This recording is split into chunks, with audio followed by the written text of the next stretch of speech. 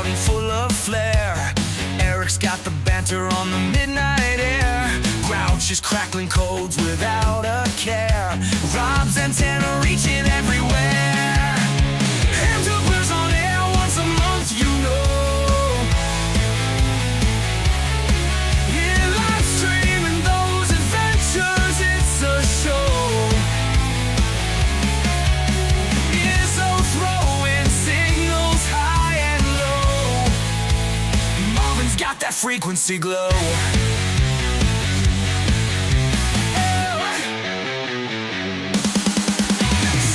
Wall with tales of static gold, antenna tales that never get old.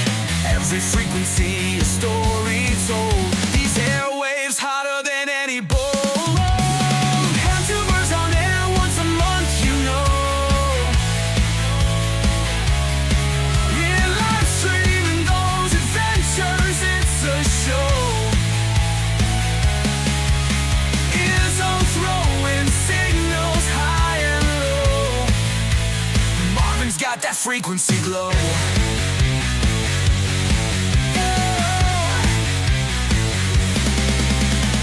Waves crashing, stories passion, airways full of passion. Dial in for the action, every month it's satisfaction. Hamtubers on air once a month, you know.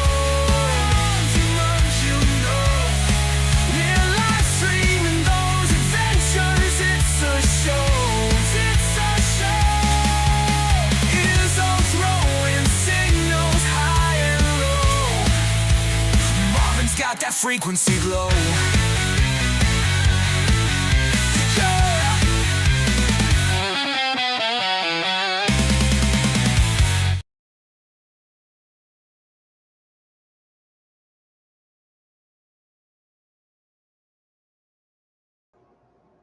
Oh, I got some audio.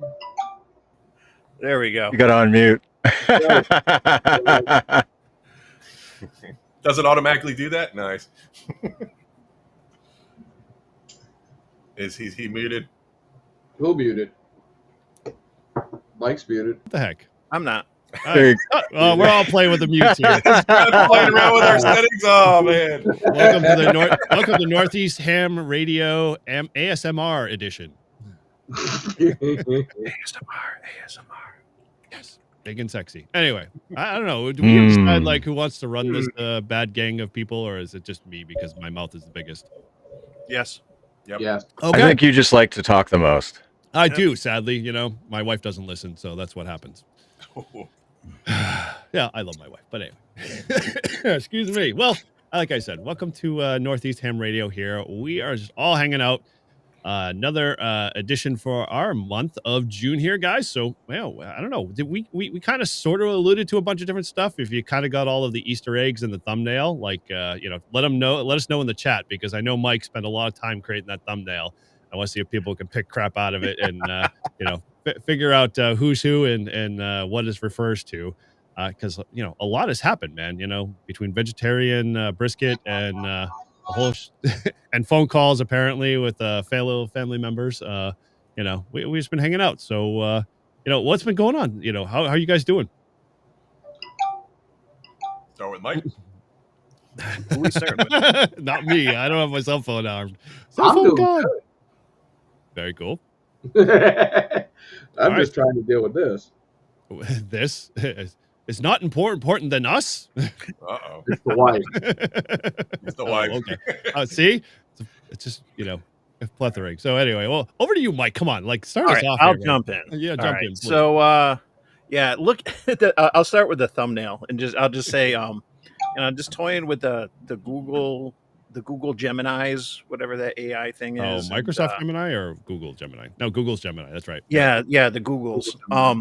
So you get this idea like, oh my gosh, we gotta let's have a thumbnail that's like a cooking show because of all the beef between you and Izzo now, right? Like, and so I'm like, this would be great. We can have like a cooking show and we can have all these people like on a stage and have it in the sign, and that's the easy part. And I was surprised, like when I told it, okay, on the set of a cooking TV show with the sign that reads this on this line, but I'm trying to tell it, like you know, like what kind of people to put in there. And I'm like, a male skydiver with a beard, a baseball coach wearing a hat. Um, you know, like like in trying to do, and sometimes it would get the stuff, sometimes it wouldn't. Like one of the Easter eggs that's in there, like you see the blue bucket. I'm like, there's got to be a blue bucket for a wall. And unfortunately, Walt texted me just a little bit ago. He's busy with the grandkids, so he's not even Bummer. like he thought, which is a bummer. But family first, and it was just like I was trying to put, you know, like the celery and the brisket and some beers on the table, like, and it was a fun exercise. And maybe I'll pull up later some of the other thumbnails that came about. But one of the fun things for Izzo is I was like, okay, there has to be a male EMT with a mullet smoking a cigar, you know, and so, you know, it was a fun exercise. It was challenging, you know, with some of the things that it spit back. But anyway, that's the thumbnail, or my art therapy this past week, as I Awesome. always refer to it as. It was fun. It's challenging and stuff. I trying to think of some other. I said there's got to be a male politician. There has to be a male IT engineer, and I was trying to think of like things like that to put in there. And you know, it is what it is, but it's all in good fun. So yeah, the background looks like it's off like some like major cooking show kind I of, know. like, you know, I was like, this is weird. We'll just throw that It in is it is interesting. You know, like what you really can do with that, and what it can spit back out at you. When I saw like the first one, and it nailed some of those things, like the set of a TV cooking show. Like, wow, okay, it knows what it's doing. Like, Well, you would totally have them caught at the idea of like, if you could actually get the faces exactly like that, would be just like the icing on the cake. That was the only thing. yeah. And there's probably a way, but at the end of the day, like I'm an amateur, man. Like I'm only willing to invest so much money and so much time into this stuff. Oh, you got a job, right? Yeah. Like a full-time career out of it. Oh, awesome. But the thing that always gets me, and I did this in the last one, that sign, like that sign, it looks sharp. I like that look. We had the sign outside the bar last time. It looks good. So definitely I've gone on enough about the thumbnail. But that's how we get the viewers, right? I guess. Is that, if that's what they attracted, leave a 1 in the chat there, my friend. It's a thumbnail that it's sort of like on Live Free and Ham. The only reason why people pay attention to is watching Todd, you know, do his extra class questions. You know, after that, all the content's just garbage. So yeah, I'll have to figure out. There's a couple alternate ones I downloaded. I could pull up. I'm still getting used to this new software. I haven't toyed with it much and stuff, but I'll figure out a way to share it later. Sweet. All right. Well, awesome. Thank you again for putting all of that time and effort into that thumbnail, my friend. Good job. So, all right. Well, over to Matt. What's up with you, my friend? Well, today I was at a ham fest, as you guys probably saw on on the Instagram. The pictures, I should have recropped them, but it was early, and I was like half a coffee in, so it was not good. But so sold the last base camp mini, but I unfortunately have 6 orders for them on the website. So after this, I'll be busy. And other than that, I was on the Ham Radio Clubhouse this past Tuesday, which was great. A lot of fun, and wish we had a little more time, but Shane had to run. But hope to be back on there talking more about the 56-1, which is nice. And just been busy getting ready for field day, trying to figure out how to keep people there without them getting heat stroke. So that's the main topic for the week for getting everything up. After that, going to Sussex, New Jersey Hamfest, and hopefully finding some time to play some radio without melting everything as well. So, but that's pretty much all that's new with me right now. Sweet. All right. Nice. Well, good deal on that. Yeah, I saw your Instagram post. I was like, you know how you go in your Instagram feed every once in a while, you haven't been there in a while, you kind of go through stuff. I'm like, how old is this? And then you sadly make a response to it, and it's like 4 weeks old, and you're like, dude, where were you for like 4 weeks when I was looking for content, you know, at the time? Yeah. Kind of thing. But I saw that. I was like, oh, dude, he's selling stuff. So yeah, the Ham Radio Clubhouse episode was really cool. I tuned in that halfway through. I missed Izzo's apology, so Oh, yeah. it doesn't apply. He's not on the show to apply. His apology either way. Not that I really care that he apologized that I'm a vegetarian, which I am not. It's okay. It's a safe space here. You got to start eating steak on the live stream to prove it. Apparently, my video is not good enough for that one. Literally the 10-pound brisket didn't confirm my belief in meat. That was AI. You're just a professional. You use Paul. You just had to tap into Paul for that one. or no, it's really Mike. Mike is really good about creating those thumbnails. So yeah, that helped a lot. But I'm guessing there's no more brisket. Dude, it was gone. It was gone. Nice. It didn't turn out the right way that I wanted because I was playing around with a new smoker. So I'll have to tweak it a little bit. But hey, it's a process. Nice. Cool. Well, over to you, Mr. N3MFL. What's going on with you, bud? Good evening. Well, I'm going to be going up to Pennsylvania. Well, up to Jesus. I'm so used to living down south that I always say up. I'm going to be going out to Pennsylvania. We have some property on the Allegheny National Forest, the east side of it, just south of Bradford, and I am going to take my new base camp mini antenna and setting up a permanent HF antenna. So all I have to do is throw a rig on it and go. Do some yard work up there, probably lots of tree trimming. That's going to be my that's a week after next. Next week is just going to be sweltering heat installing radios. Fun. Wonderful. All commercial stuff, I assume. Oh yeah, commercial. I've got a lot of PMs that I'm going to be doing with BDAs or bidirectional amplifiers in and around the city of Boston.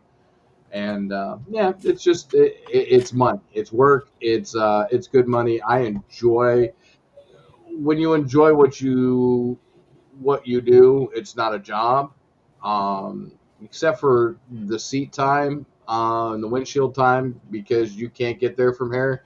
Any place in New England, there's no straight line ever. That's why it takes like an hour and a half to get to North Boston from where I live. So it's just, it's just one of those things. But I love my job, and everybody's like, well, how can you work on radio when you go home? Because that's what I love to do. I love to play with radios, antennas, and pissing around with all sorts of stuff. Very cool, dude. Nice. Yeah, we'll have to hook back up again when you're back up at this neck of the woods. Oh yeah, definitely. All right, man. Over to the Apostle Paul there, man. How are you doing, bud? I'm gonna keep that title. That's just gonna be working. It's a working title, but it goes great with Parachute Jesus. Parachute Jesus. It does, yeah. So, well, Parachute Jesus and I we were supposed to be skydiving together yesterday. Weather sucks. Weather sucks again today. I'm literally sitting here feeling like I'm on a boat. Like the trailer's just constantly rocking. It's we got like 30-mile-an-hour winds. Oh, wow.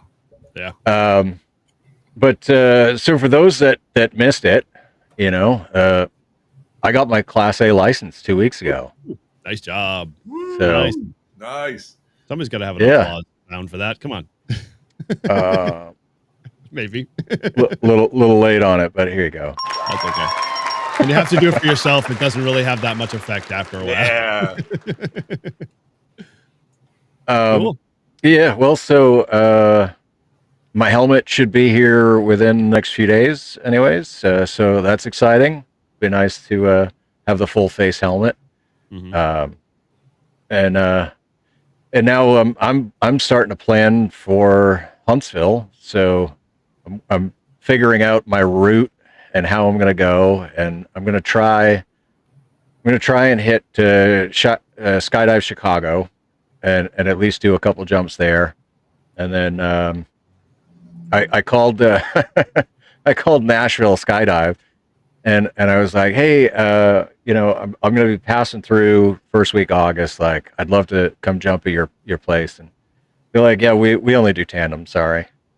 Oh, weird. You want to go to a different place? I was like, oh, all right. Let's go backwards. Was that the place in Murfreesboro? No, it's not Murfreesboro. If you said the name of the town, I'd remember it, but I can't remember it off the top of my head.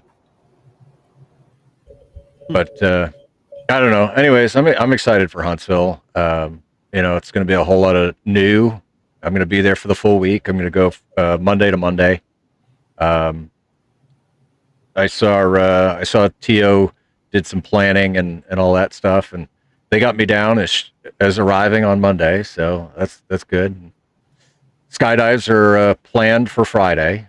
So hopefully the weather is good, and we can actually do some skydives on Friday.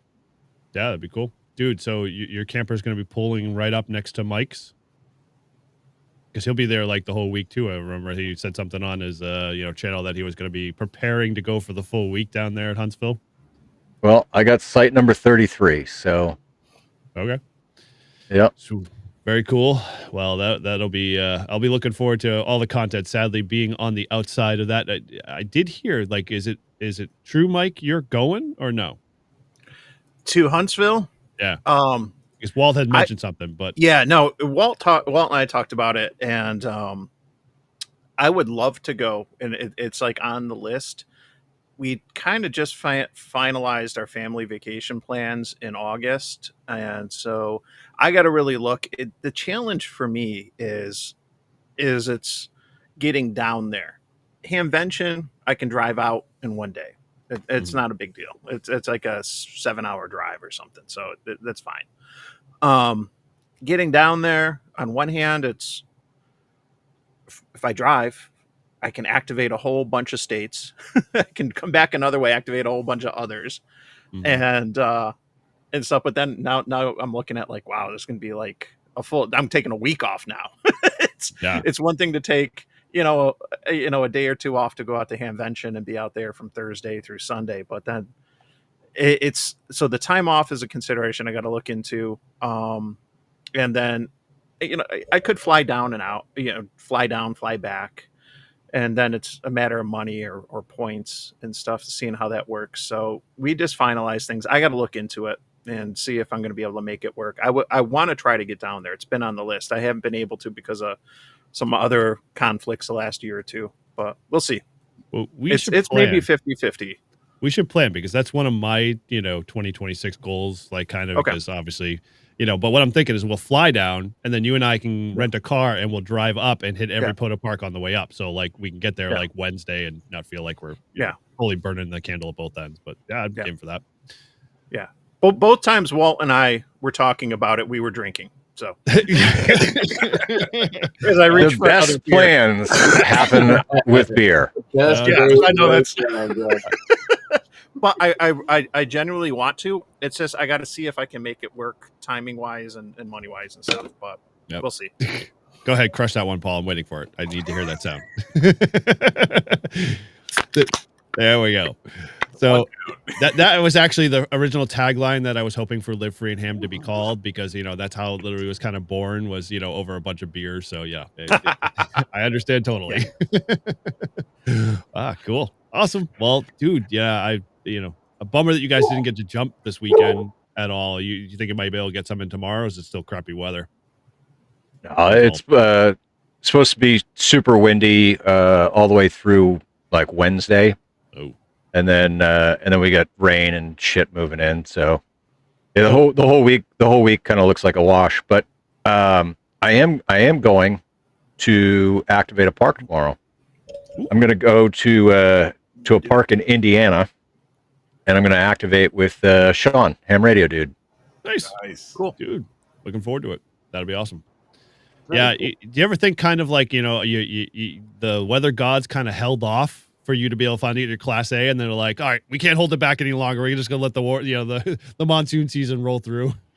Well, the funny thing is everybody here told me, they were like, oh, just wait, because after June 1st, like the weather is perfect for the whole summer.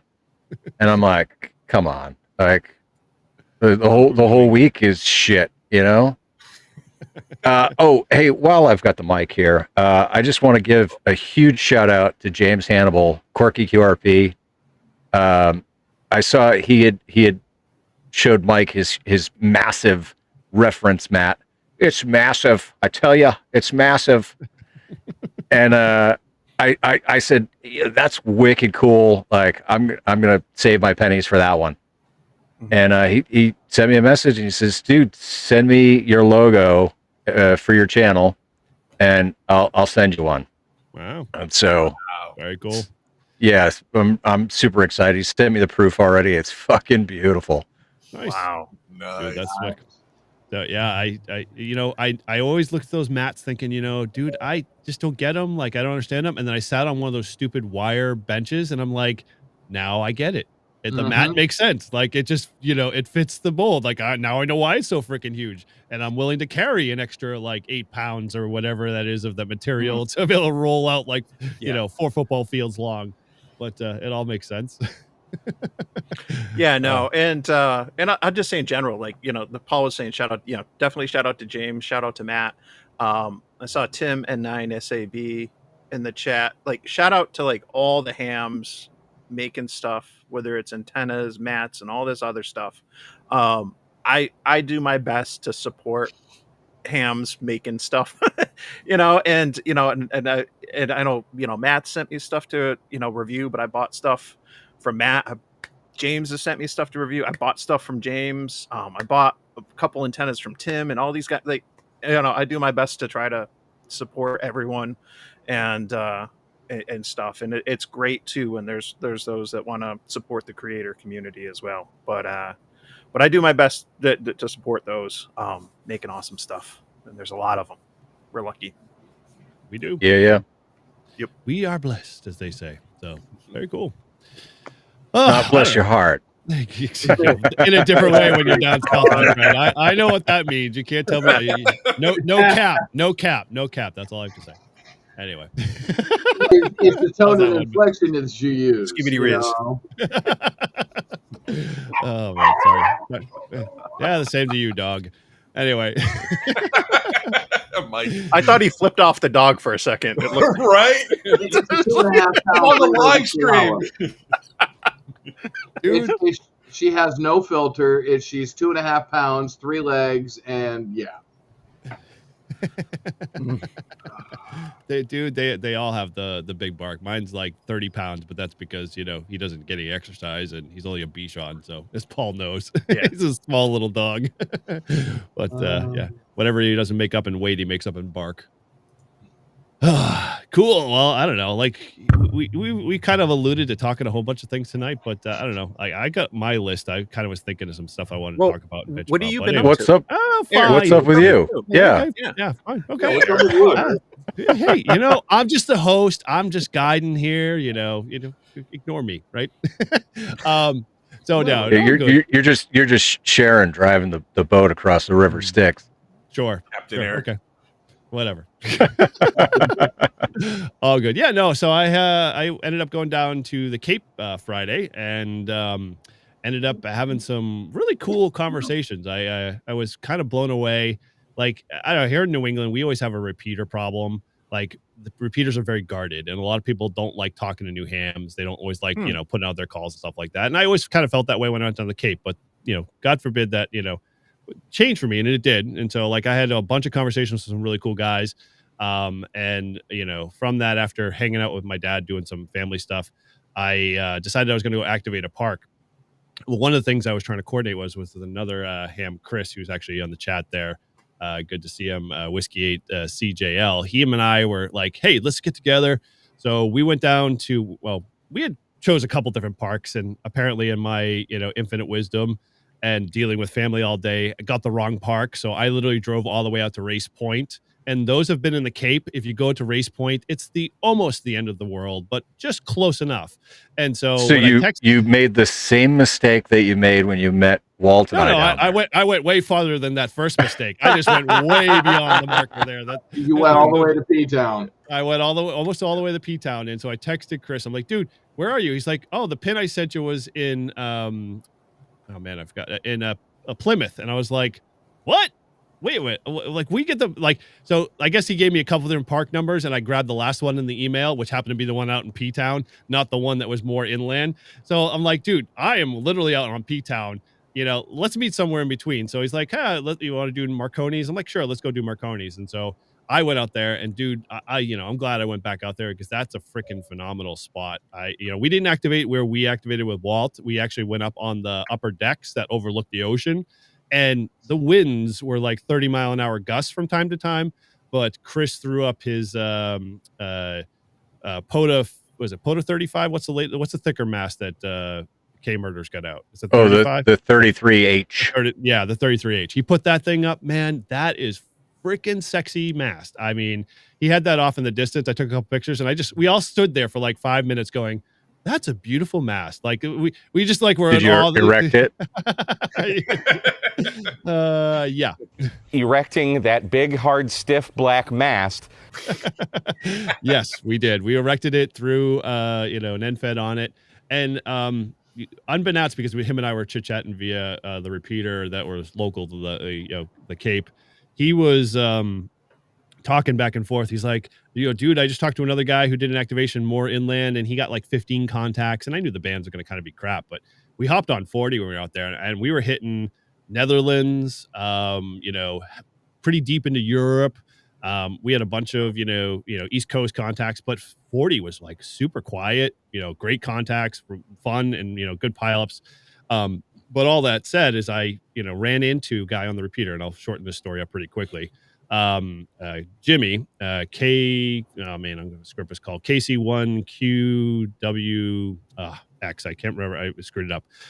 Anyway, with that, he was a recipient of winning the radio from HR2O's giveaway. So he got the 710, and he was telling me on the repeater when he got it, and who he got it from. And I was like, dude, let's come meet us up. We'll be, activating. So he come to hang out, and he just, like a sponge. You ever get those people that show up at POTAs and they just like kind of absorb everything and they watch everything, but you hand them the mic and say, hey, you want to do it? Like, no, not yet. And, but he's going to be like on the verge of wanting to do something. So, he's Give like him a script. Pretty much. And so I was like, dude, just get your radio. He's a technician, but he's just texted me yesterday, late today, I should say, saying, hey, I'm on 10 meters. It's kind of dead, but I'm calling CQ. And I'm like, dude, just keep it going. That's the way it's going. So, it was a blast to kind of go through that. But Chris's son, I'll just throw this real quick. Chris is in the chat. Like I said, I don't know if Parker is. His son, Parker, isn't a technician yet. He's studying for it. So as Paul knows, and I share the same sentiment, we're not Buddy Pole Pro fans whatsoever. I have one in my truck. It sits in the Buddy truck. Pole or the Buddy Stick? I just want to clarify. Buddy Pole. It's a Buddy Pole Pro, yeah. The dipole one? No. That's the Buddy Pole Pro, or is it the Buddy Stick? The Buddy Stick, the one that's the elevated radio? The one that goes on the tripod. And yeah, that's the elevated radio. I always get that screwed up. So, yeah, it's the stick. And so I said to him, like, dude, I've got this, I got this antenna. I'm like, you need to study for your technician. You got to get your ticket, And I'm like, if you can do it in 2 weeks, I'll give your dad this antenna. And if you get it, then dude, it's yours. And then once you get that, let me know, because I'm sure I can find a bunch of other guys who have radios they want to give you to get you on the air. And he was totally stoked. So hopefully, I'll hear in 2 weeks that he's got his ticket already, or he's ready to test and ready to rock and roll. So Parker, it's live now. Everybody on the interwebs know it, so you can't avoid it. What the heck is my camera doing today? Pressure. No pressure. Enhance. Back out. Come on. Back out. Anyway, so yeah, that was my activation. So 30 contacts, literally in about 2 hours worth of work, but it was mostly just chit chatting and having fun and hanging out. So it was good all around. All right. Well, I'm going to take a drink here because my throat's freaking dry. Anyway, somebody pick it up. So, all right. Who wants to see thumbnails quick? I think I might. Yeah. The Before I have too many more drinks. Reel? Let's see here. Whoa, what's that camera doing there? Whoa, what's that camera doing? Hey, Yep. Mike, let me ask you a question. Yeah. Right? So how much time did you spend on these thumbnails? That's a good question. I don't know. Like I played around with the probably like a half hour playing around with the Gemini, and then maybe it's once I get the image from the AI, then it's pretty quick to put it into Canva. And maybe like another 15-20 minutes toying around with fonts and a couple other things in Canva, making sure we got our logos, and I'll have to get Michael's new logo, which if everyone sees it behind him, it's pretty sick. It's nice. So let's let's Mike, see. Well, I think you've got a new opportunity here real quick. Like I know like Carlos and a bunch of other people do all of their Patreon watch my video editing procedures. You should just do creating thumbnails. Like dude, you'd have a community of people. It'd be awesome. All right, let's see here. So I just want to say I was a little disappointed in Eric. Oh, were you? You know, Okay. well, How did I I spent- disappoint you this week, Paul? I spent about 16 hours this week working on a new theme song, You did. Ooh. You did. You did. and it you didn't waited a even lot. get used. Dude, okay. To my I don't know where to start with this one. Uh-oh. I did not want your song to go to the pigs, as they say. I wanted it to shine well, and I just had no time from when you were making your songs on Wednesday to Friday to slam in something that wouldn't do it justice. And I said that in Discord, thank you. I said, hey, I want to make sure it's the shining moment, like it is with the current one there. The current one's not bad, but hey, you're way ahead of, light years ahead of the other stuff there. So yeah, next week we will have one. And if it's really that much of a demand, then heck, I'll put out the bumper early on Live Free and Ham, and people can watch it over and over and over again with the new song. It's coming. No, All right, I just had to give you shit while Mike was loading his thumbnails. yeah, I I got think him it's ready a- to go, so we can give this a quick shot here. Let's Right. see. Nothing's ever quick in EV Mux, but All right, share a window. Wait, no, let me try that again. Share media. All right, let's see here. All right, I got a window up. Now I'm going to where it was. Too many windows. do. Where's the All right, Jeopardy share theme song? window. There it is. All right, share. Do you see this? We'll bring it up. Yes, we do. Salty. Little salty shirt. Right? Yeah. So I don't know about the I'm looking in the tattoos with wrong- Izzo, but that works. I like the EMT shirt. The dude with the mullet, yeah. The okay. mullet's rocking, dude. I'm yeah. still So trying. you see, they definitely nailed the EMT there. That's like some hardcore Izzo. One of the iterations I did before the blue bucket was saying, like to have an old man with salty on his t-shirt, but then it would put like 3 people with salty on their t-shirt in the image. But this was one of the rare ones where I think it was pretty decent. The thing that threw me off with this one was one of the personas I asked it to create was like a male hiker, but I mean, Okay. it looks like a kid. That's a kid. Yeah, and so like that's why I was like, I don't know about this. And you got 3 of them. Yeah, and it Yeah. almost looks like Tim Cook there from Apple or something.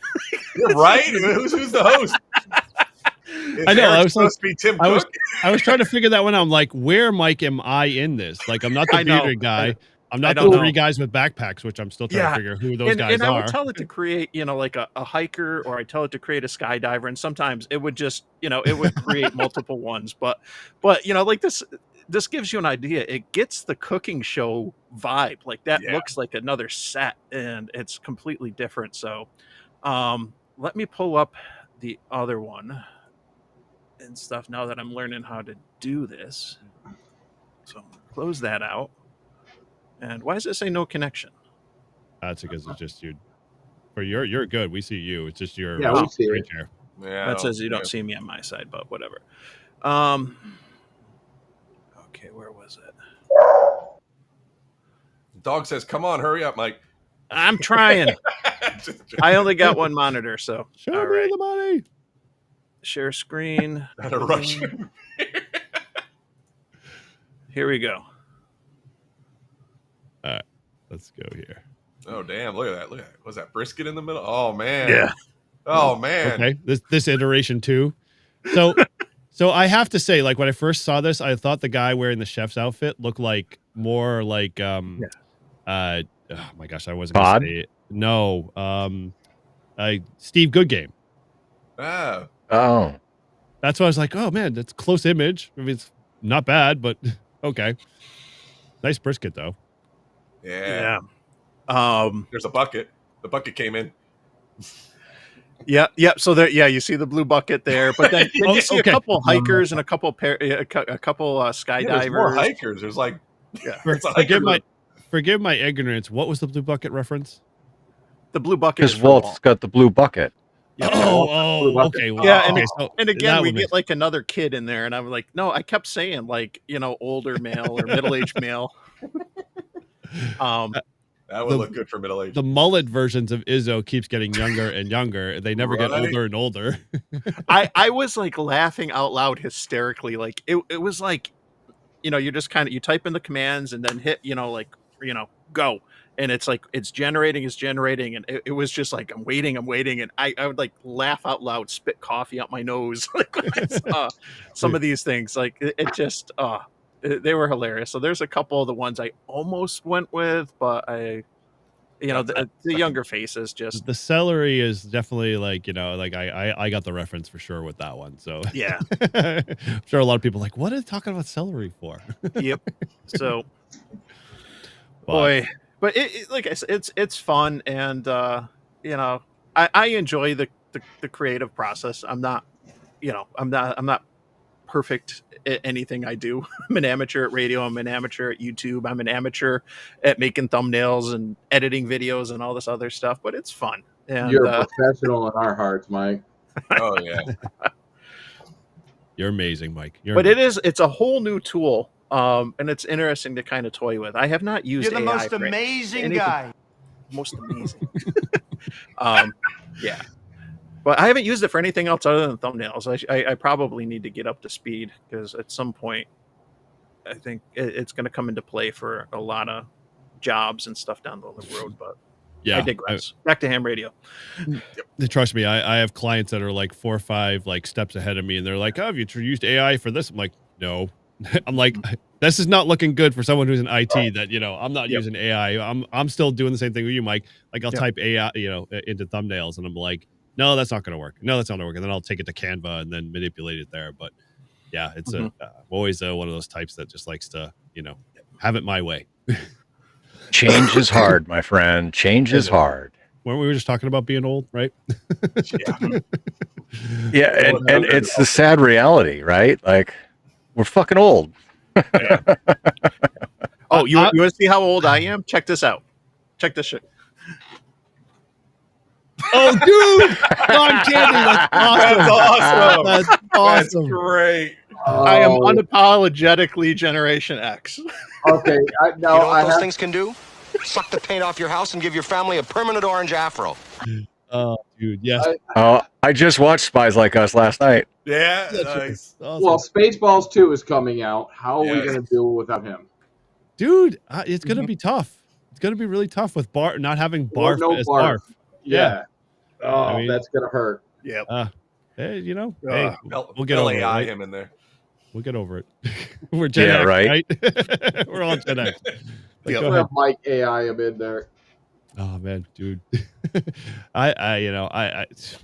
Speaking of old, like, did anybody see the latest post that LOTW is getting an overhaul? Apparently nobody. I got enraged. I saw the post. Did anybody else get enraged with the TW posting the fact that they would be down for like a week and a half to an upgrade? I'm like, I give zero fucks about LFCW. But it is like if you're one of those guys that like to be able to get your contacts, confirmed and go for DXCC, which, I'm not 100% there, but, I still hate it, announce an upgrade, but then don't tell us what the upgrade's going to do. Like, excellent. Awesome. So it's going to still be the same crap. It's just going to be faster. AI doesn't suck. Oh, got it. AI sucks Spaceballs. That it does. So yeah, I just that it kind of came on the theme here. I was just like, I was complaining about LTW in my head, thinking this is gonna suck. Speaking of software stuff, to share this, I won't go off on a rant. I was in rare form the other day. I went to go submit the logs for my son and I for the June VHF contest, which was this past weekend, and he roved with me to a couple parks on Father's Day, which was a lot of fun. But it's a complicated process for me to submit the logs, because I use Polo, or I've used Hammers before. I do portable operations. I do POTA, I do SOTA, and then 3 times a year I do a VHF contest. and the logging and what counts for POTA versus that, it's different, and it requires, especially if I'm doing multiple parks, a lot of editing, and then I got to get into wind blows and do ADIF master and everything else. But it's not. I've done it for a couple years now. I get used to it. It's just some manual work to get the right log to submit to, the ARRL, and then I got to clean up the logs for POTA, because the logs are going to have like stroke rover, stroke R, and different things for other people that I work, and they probably don't care so much about the POTA credit, but I'm not going to log them for POTA with a stroke R in their call sign, because it won't give them the credit. And so clean why? everything up. Why? What's that? Why won't it give them the R? Don't you just add that as an alias to your account? They'd have to, I guess. But like I said, they probably don't care. But I that's just how I do it. And so, anywho, I spend a little bit of time. I get the logs cleaned up, and I got to do them for both. I'm doing them for both my son and I. And go to submit, and on the ARL like contest page, like the link to submit your logs wasn't working, and I was trying for a while, and Shocker. I'm sure that they were overwhelmed or whatever. I finally, it was like, all right, I'm taking a screenshot, dang it, and I'm posting this on the Twitters, and I'm going to let people know this is not working.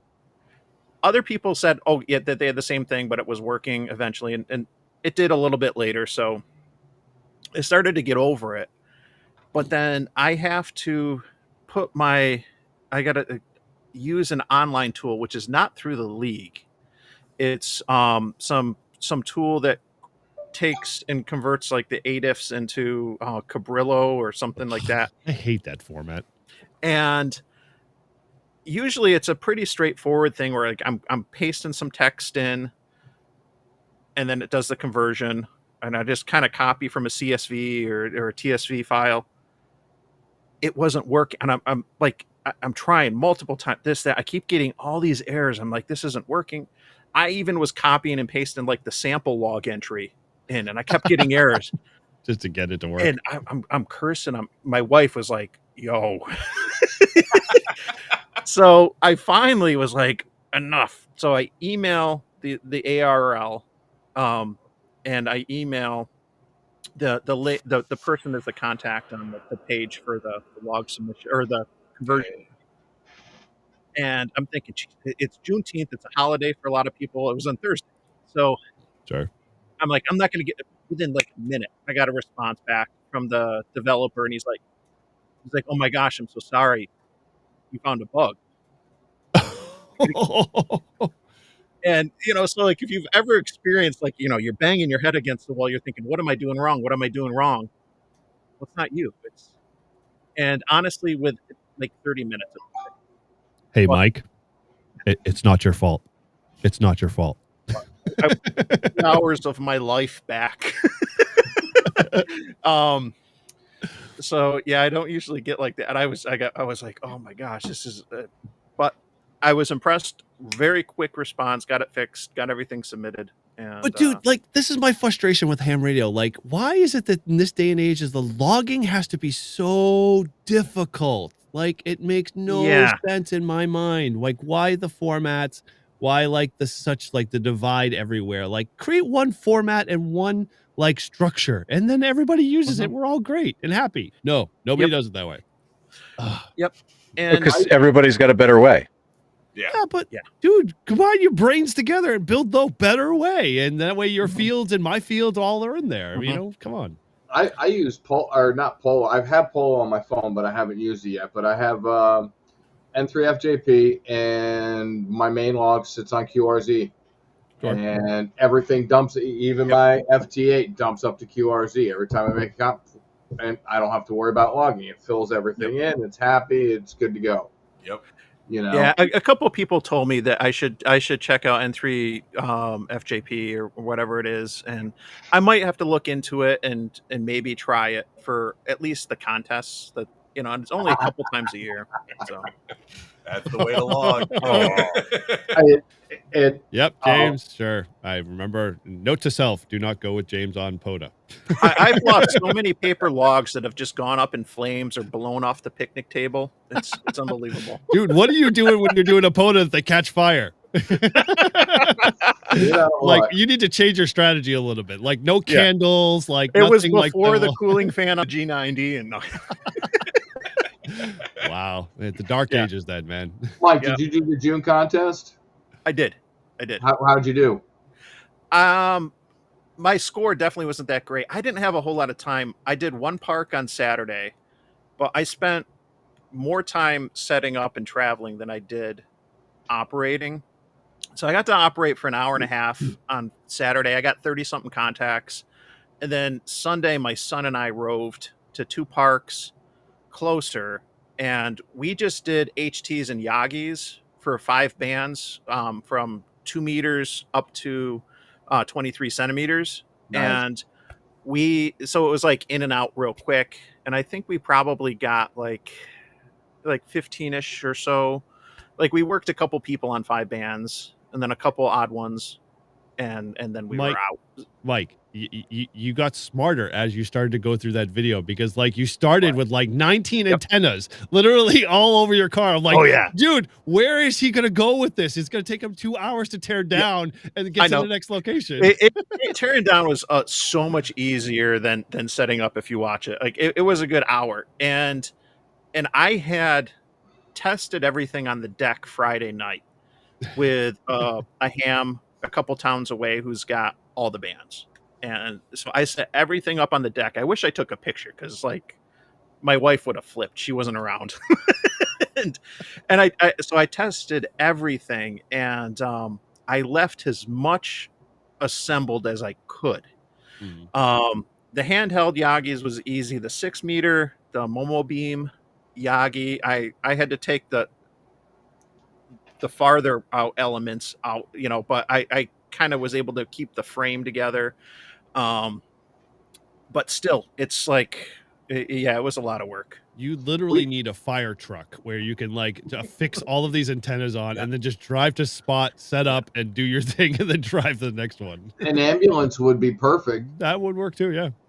Yeah, there's a certain amount of like chaos and just pain that goes into these. Mike, but I learn so much every single time I do it. And this year, one of the big learning factors was freaking leaves, and how much the same location I did in January hurt me on 23 centimeters, and I could not make the same 23 and 33 centimeter contacts that I could back in January. And it's because of foliage. I said it right the first time. I've been practicing, but but yeah, it's a good learning process. So yeah, not everyone does it, and I get it. Hey, dude, Mike, I feel your pain. When I first became a ham back in 1992, the following year, I moved back up to Schenectady after I graduated. Went back up to my mom's, and I got hooked up with the W2SZ group. Okay. And the January of 93, I was working, the June contest. The June contest, I worked at the site. We started at the Earth Station, got everything boxed up, went all the way up to Mount Greylock, and got everything set up, and I worked the whole weekend up there. The September contest, I roved. I hit 4, 8, 12, 16, 20 grid squares in 2 days. Oh, wow. That's intense. There was 2 of us. We slept in a tent, and we literally just kept driving. We had all our transverters mounted. We had Velcro onto them. Dude had an old Mustang with the fuzzy carpet on the back of the seats. And we stuck all the transverters to that. It was a blast. And I remember, Eric, what I did last weekend is I went to Mount Greylock after 30 years. Dude, I totally forgot about that. I completely forgot. I did some video I'm going to have my guy compile it all together, and I'm going to put a video out on Greylock. Oh, he's got a guy, guys. I got a None of us guy. have guys, you know. I got a guy. Editor. Oh my god. I couldn't edit my way out of a freaking bathroom. We're gonna have my people reach out to your people. I know, and then our I know. Yeah, right. No, my buddy said he would edit my video and then show me how he did it. But I've got all the clips, and they were running almost 1,500 watts on 220. Whoa. Yeah, I got a picture of the power video of the power supply and the amplifier and the 6 meter and the 2 meter and all the antennas. Their one antenna, I think it was a 1.5 to 2 meter dish on a tower that they rotate. And on the bottom underneath the tower is, honest to God, a giant universal joint from a drive shaft. And that's what they balanced it on. The ingenuity and things that they put together. I think back when I was up there 30 years ago, they were using magnetrons for their amplifiers for 2304. Wow. And they were pumping some wattage. I mean, they have some antennas, and I'm surprised they usually get 1 million points. Last year it was a little over 400,000. So it's kind of like the ham radio community is kind of shrinking down with the contesting, especially with VHF and UHF. They were running FT8. They were running a bunch of other fun stuff too. Yeah, you mentioned that, and there's a clip in my video, and so if anyone in the chat wants to see it, go to my channel. But shameless plug. My son is working. Larry was a KD2 LGX, and I know he does a lot of EME. But we worked him first on 2 meters, and then we go to 446, and I think actually I was like, hey, let's go to 446 next, and he said, wait, can you go lower? I got a better antenna, and a lot of contesters are geared towards the lower portion of the band for weak signal work. And so I was like, yeah, sure. And he gives me a frequency. It's like 432.5 or something like that. And we go there, and I mean, when he comes back to us, I mean, the audio, even the difference going from 2 to 70 centimeters is like, wow, this sounds phenomenal. And he's talking to my son, and the clip is in the video. And I had to listen to it a couple times. Like, did he just really say that? But he goes, this should sound a lot better. And I'm like, yeah. And he goes, well, I'm throwing a kilowatt at you with 162 elements. And I'm like, did he just say like 162? Like, even if it's 62, it doesn't matter. Like no joke. Like it was just like, and we're holding up a Yagi. Okay. But it's like 40 something miles. But oh my gosh, like some of those stations, like no joke. These guys are running serious power in elements, and it's phenomenal. Their 432 station, I'll have pictures of it and video of it, but their 432 station had two stacked 22 element antennas, and then they had what's called a back burner. They had a 15 element facing 180 degrees, so just in case there was somebody back there that they couldn't hear, they wouldn't have to swing around. They could grab them. Wow. They had 22, 25 element quad stacked 2 meter. They had EME set up. They Dick Fry, WA2AAU. He's been doing it, I think, since Jesus walked along the Nile. He's old, but he still does it. And he's 80 something years old now, and he kind of remembered me. He's like, yeah, I remember you. You're the kid that was sleeping down in the tent at the bottom of the hill. Didn't have a sleeping bag, didn't have a pillow, didn't have nothing, but I was sleeping in the tent. Wow, you're a trooper, man. You're a trooper. There will be a kid with a sleeping bag, and the next thumbnail is an Easter egg. You heard it here. You better be 5'10" and 150 pounds. Oh no, make them real life size. Yeah. No.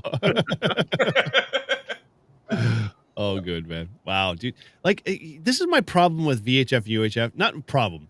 My challenge. Like, I know I get into, like, I want to get into that aspect of it, but like, I see what you do, Mike, and it's awesome.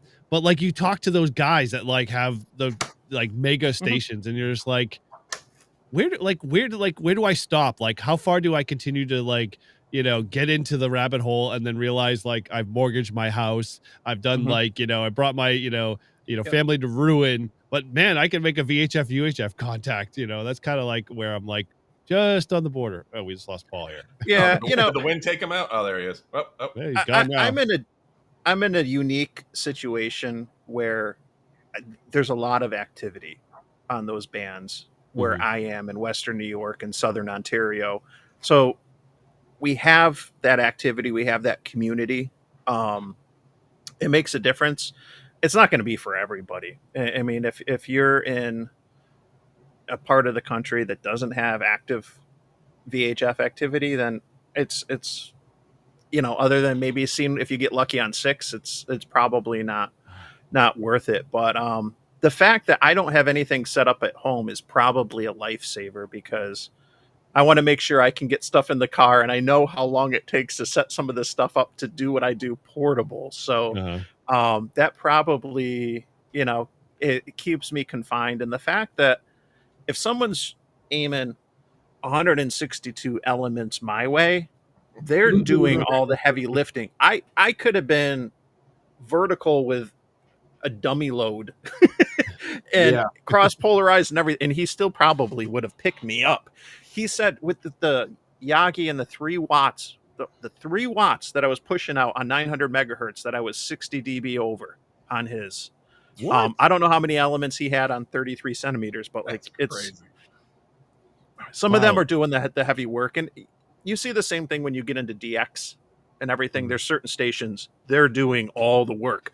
It's not your 20 watt G90 with a wire and a tree, which there's nothing wrong with that. But it's the guy over there with multiple elements on 20 that's doing the heavy lifting. So Mike, and what I've noticed is a lot of it's homebrew equipment. A lot of it hand-built Yagis. I spoke to one of the guys up there, and I wanted to interview him, but it was getting too soupy, too crappy up there. But he was one of the guys that actually built all their Yagis. He goes, "Be careful, guys. That driven element. You got to think, it had one reflector, one driven, and 30 freaking directors." And it's like they're laser beams. They're like, if you stand at the end of that antenna, you're gonna get cooked. Yeah, no joke. I had one of the hams I worked in the contest, who's a serious VHF guy, asked me, he's like, "Do you think that you could handle a 12-foot boom in the field?" Because you'd get, like, I forget how many elements he was telling me that I would get on 1.2 gigahertz and everything, and I'm like, maybe, but nah. It's not going to go in the car. Look into the loop Yagi. If you look into the loop Yagis, you won't have elements sticking out. They're just little loops all the way down. That's what I have on right now on 23 is a loop Yagi. Okay. It's 14 elements, and I forget what he said that the gain was going to be for what he was describing me, and it was the same manufacturer. It's just going to be a bigger one. But with Yagi, doing, Matt? there's diminishing returns. So then you add, you go from a couple feet to 12 feet, but you only get an extra 5 dB or something. And it's like, let's do a little ASMR with Matt here to see how quickly he can constantly keep putting up antennas and having them hidden by his background. Yeah, we can't see nothing, dude. It's not working. Yeah, sure, we believe I got a mini loop Yagi. I'm going to have a stroke from the strobing. Turn your background off for a second. Yeah, hang on. Turn your background off, Matt. It's not like we haven't seen your house. Thanks. Wow, yeah. Thank you, Prep Ham Paul. Much appreciated. Mm-hmm. Definitely. Paul's awesome. So are you, Paul. Oh, thank you. So we got this. Okay. It's a titanium one. What? Oh wow. Okay. Yeah, look at that. Oh, Ooh, that's dude, funky. that's small. Yeah. Okay. That's watched too many sexy. Mike, I watched too many Mike's videos, so What's that good for? What, 5 watts? 25 watts. Oh, Ooh, dude, that's Ooh, pretty good. yeah. It's all you put any more titanium. than 25 watts, it's going to turn into a freaking light bulb. 430 to 450 megahertz. Ooh, Okay. Wow. wow, that's broadband. I'll send it to you, Mike, after I play with it. All right. Okay. So, all right. So I got to ask this one question because I look at all your videos, Mike. Where, like, what gaps do you have in your radio arsenal then?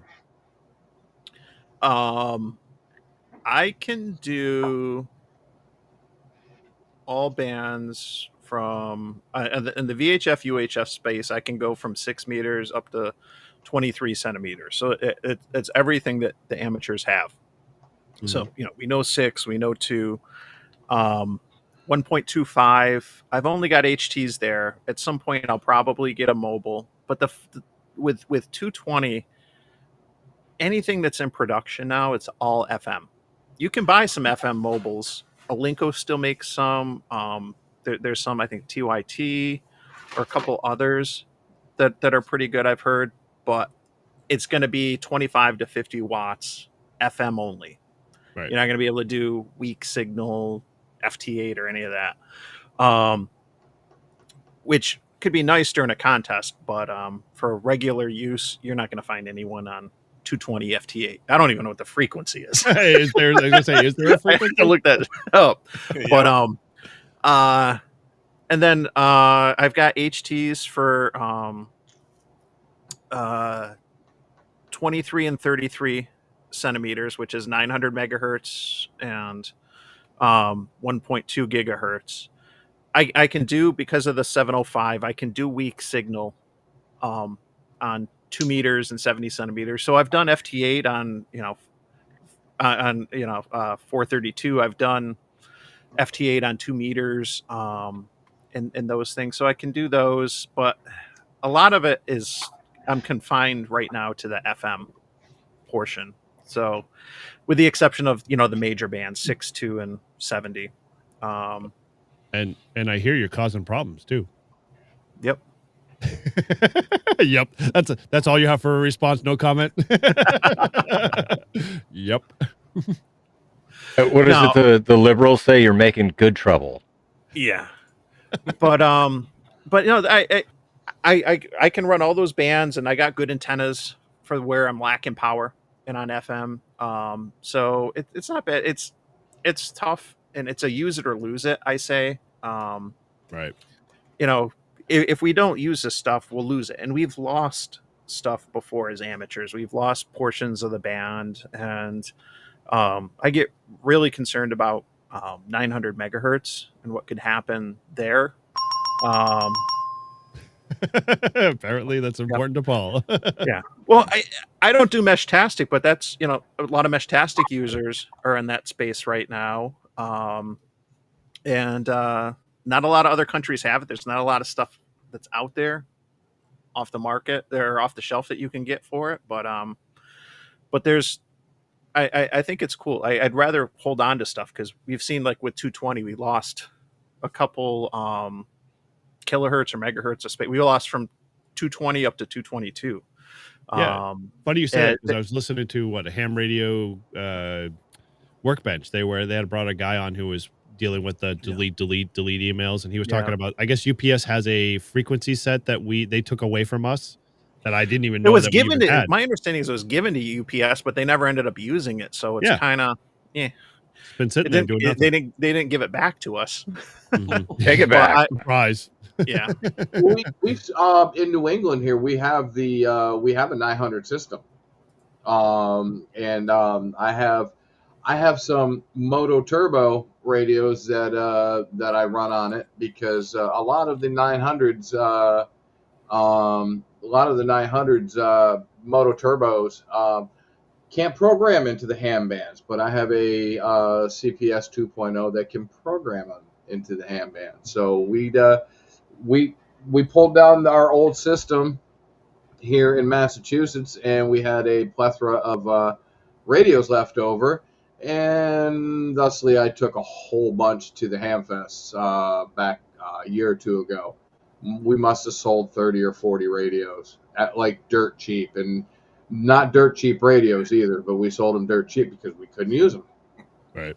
And I set them all up with all the repeaters, programmed them, and I said, if you need anything, let me know. I'll program it back in for you. Mm-hmm. But 900 is an awesome band. We've got lots of stuff here in New England to get onto it, play with it. It's funny you say the programming whole side of things. It's like I had a friend of ours in our club who's trying to dip his toe into 900 megahertz, and the biggest thing he learned is that it's because it's so, Motorola has such a grip on their software and their ecosystem and stuff. You can get a copy of the software, but it's literally like trying to move a mountain. Like once he finally got it, he was like, "Oh, great!" And then he started to get into it. And he was just like, "Oh, this is a lot more complex than I really wanted it to be." Yeah, there's a DLL file that you just kind of insert and call it a day. It's like and DMR then- 2.0. Yeah, it's CPS 2.0, but there's a DLL file, and you can only program up to a certain a certain firmware version. So after that, the firmware was like, yeah, nah, I don't like these frequencies, but it's tight. It's really, really tight, and you align the radio, program it, check the alignment, and it's perfect for 900 for amateur radio. Cool. Nice.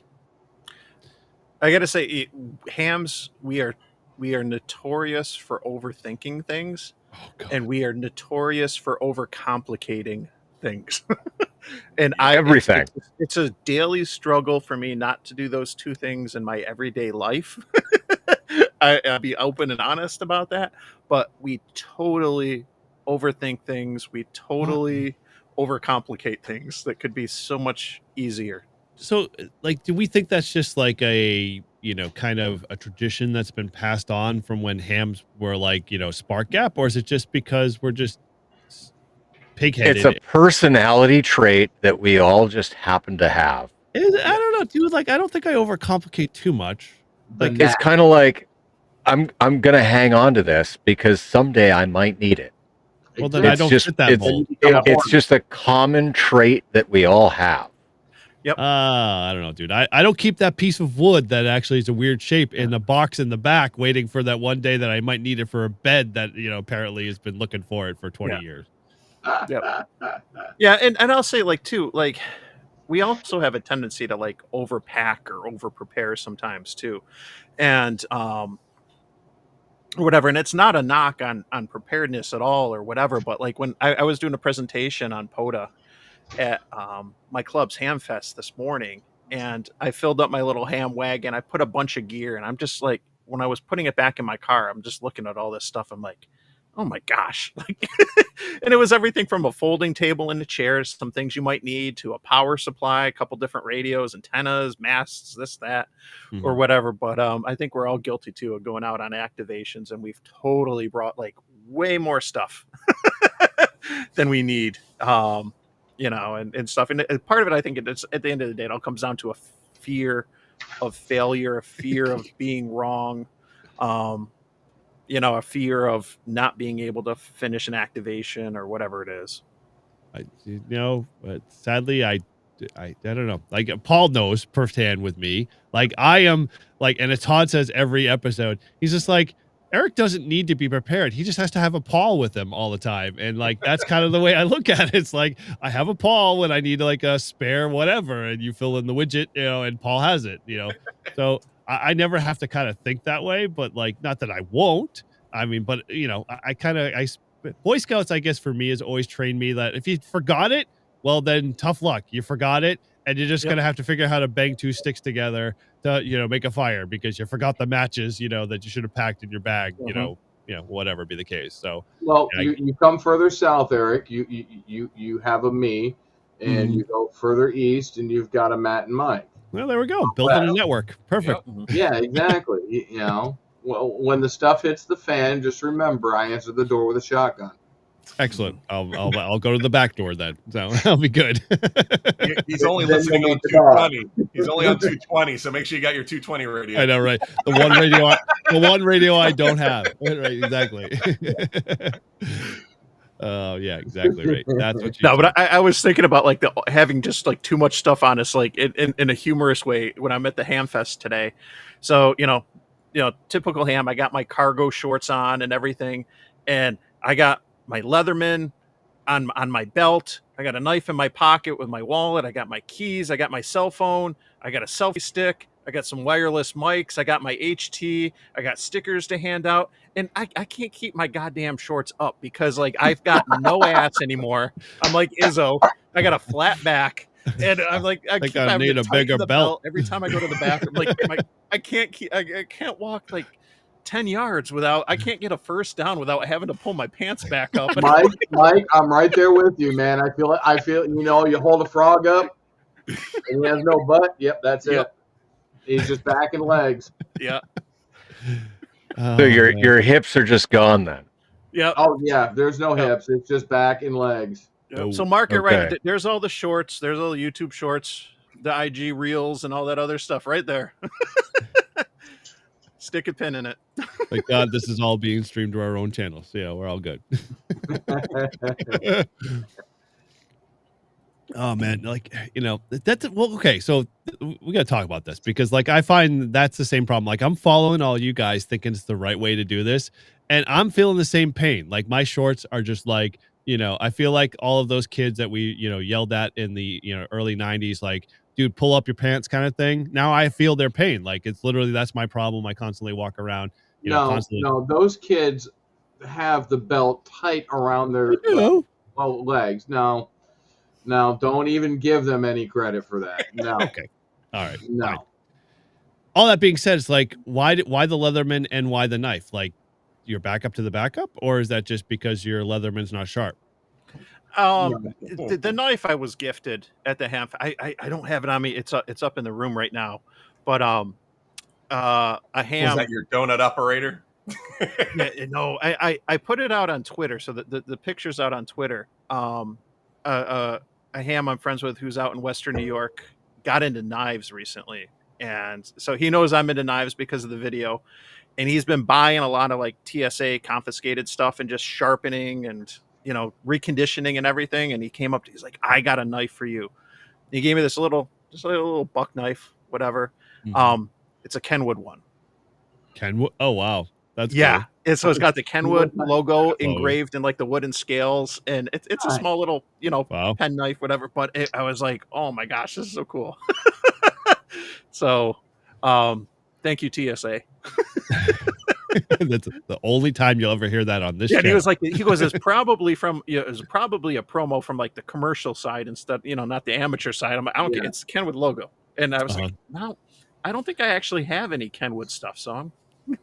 It's funny. Before the TSA, I remember as a kid, like you ever remember those like little like you go to Frontierland at Disneyland or whatever, and you get the little guns that like had the little bang snaps in them. They were no bigger than probably this size. I remember on the way. I bag and they made them stick it in a box that literally the only box they had was like 8 feet tall, and they had to pay for the 8-foot tall box because it was like a kind of a coat hanger. So they shipped this whole entire thing over across the United States, and I get it at home, and it's like this small little gun taped to the bottom of the box. Like it was literally just like the stupidest thing like they get ever done. But like, it's typical TSA.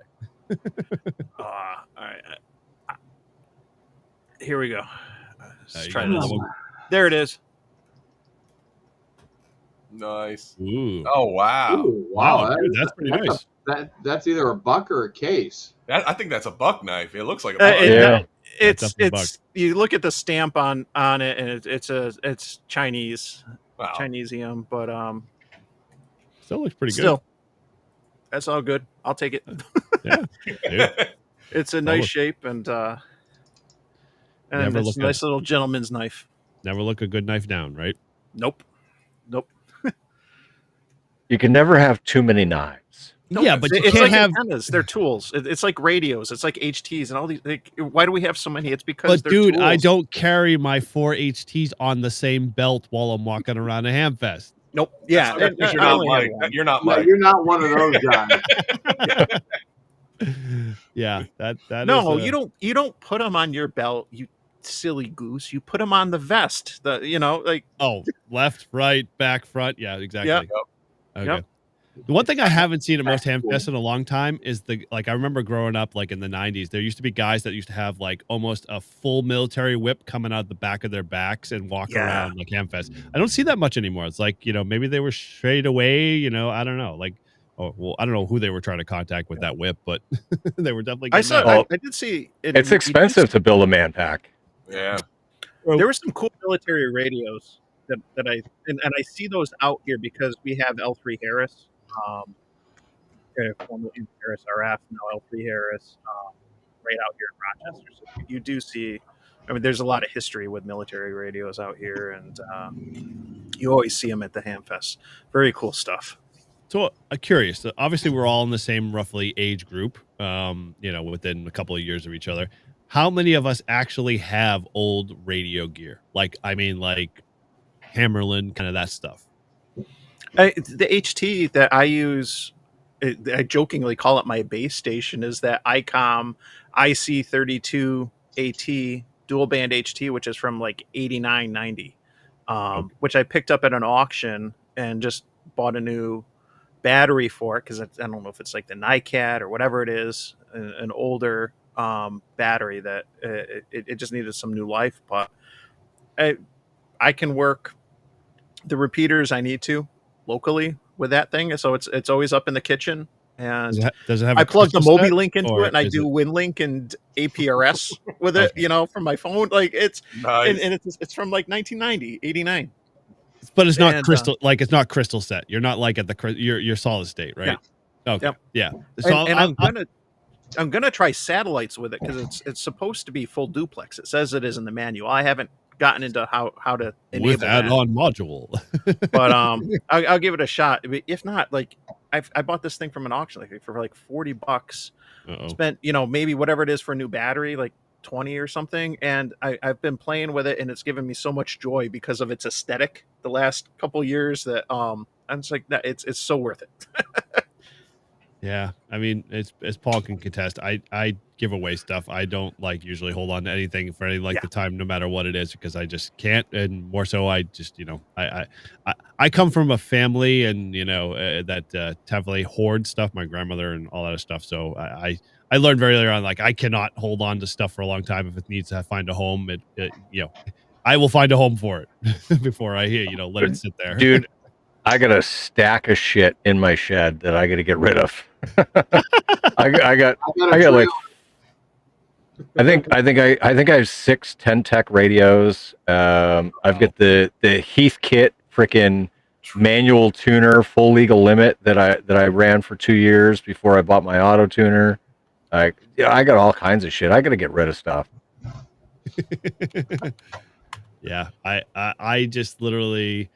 Paul gives me shit all the time about that stuff. Is that a Harris, Michael? No. Hey, zoom this in, Eric. Oh, this wow. What the heck? Is Korean War era, new old stock, mint condition, Chinese backpack. This is an actual Chi-Com military backpack radio. Wow. I was given it at the October Hamfest last year. This kid had it. Somebody gave it to him, and I'm like, yeah, that's going on my shelf. But this is the antenna connector here. Wow. This is your Morse code CW button, channel selector, and I don't know. You can see the glass ball there. That's the frequency. It goes up to 50 megahertz. Why it didn't you runs use it on batteries. You should have did the 6-meter contest with that. Yeah, I'm right on 50. But it runs on D batteries. It has a little battery compartment off the bottom. That's the radio in its entirety. Wow. The old Maglite D cells. Yep. It's crazy. I blew my mind. Dude's like, and the antenna is this dragon antenna. So how you mount it is you could have it vertical, or if they're walking through the woods, you can have it vertical but hanging behind you, so you don't get snagged up on the bushes. Wow. It's a pretty neat setup. And yes, Paul, I have a trailer and I will travel.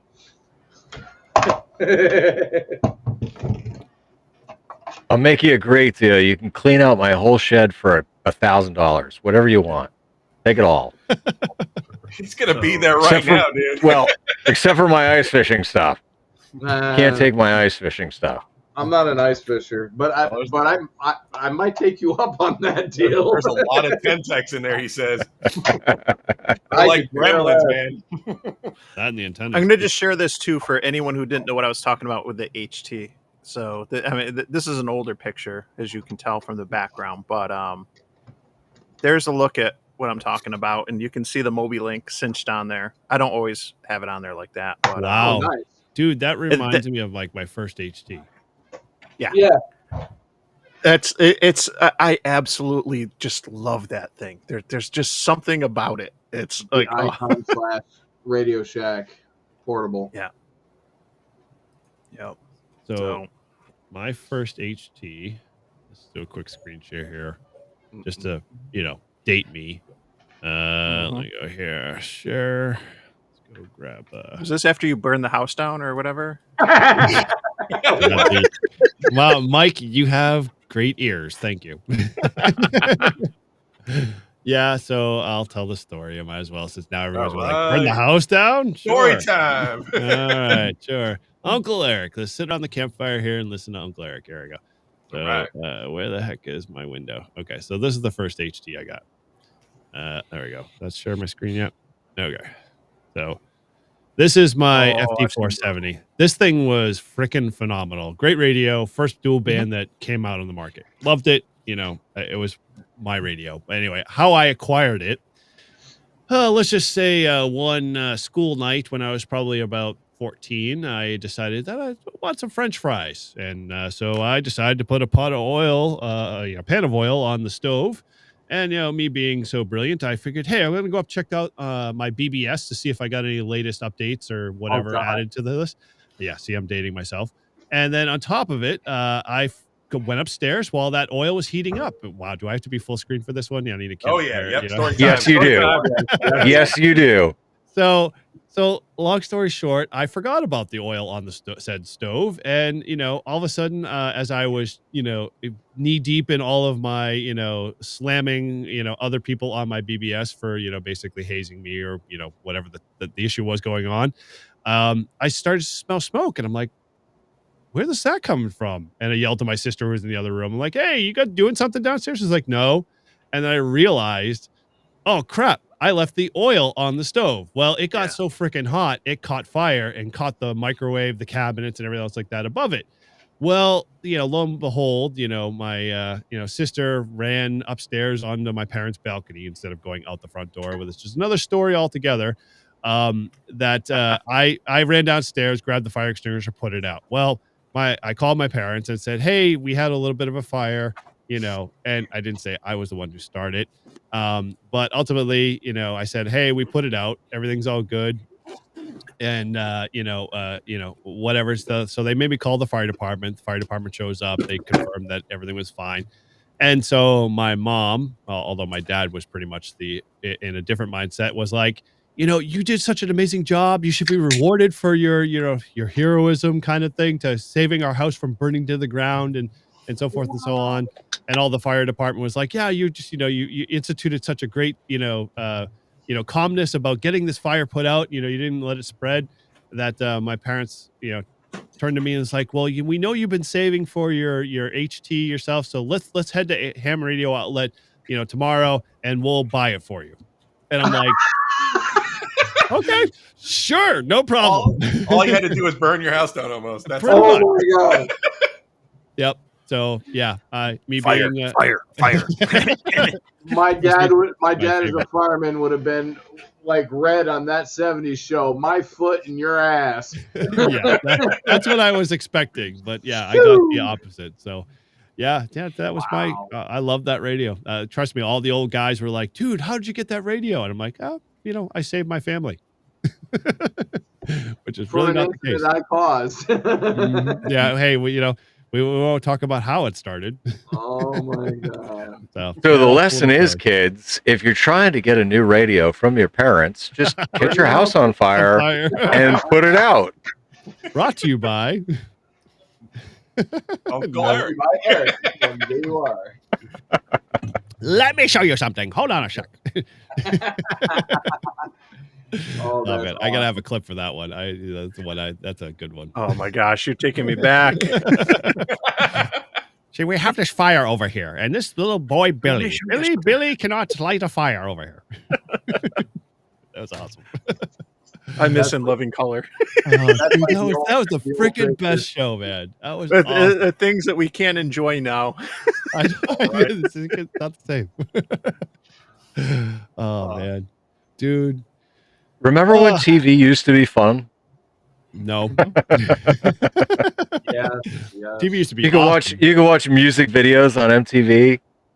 Yeah, the Level music 28. or more so, like your TV told you when you had to go to bed. You literally, Yeah. it would tell you with the stupid, the whatever. the It's heck it 10 was. p.m. Do you know where your children Oh are? my gosh, yeah. I mean, like, I was just I was just teasing my in-laws about that at my son's soccer game this past week. I was like, okay, boomer, you guys needed TV commercials to remind you, like, do you know where your kids are? It's 10 o'clock. Mhm. I Totally, was a dude. streetlight kid. It's like, Street you lights better be on. out of this house. Yeah. If you come in this house, you will be punished severely. It's like, Oh, stay yeah. outside. All right, There we go. and here's a litmus test right here. Like, who reads that in the voice and Oh yeah, dude, I'm hearing the song play in my head right now. It's awesome.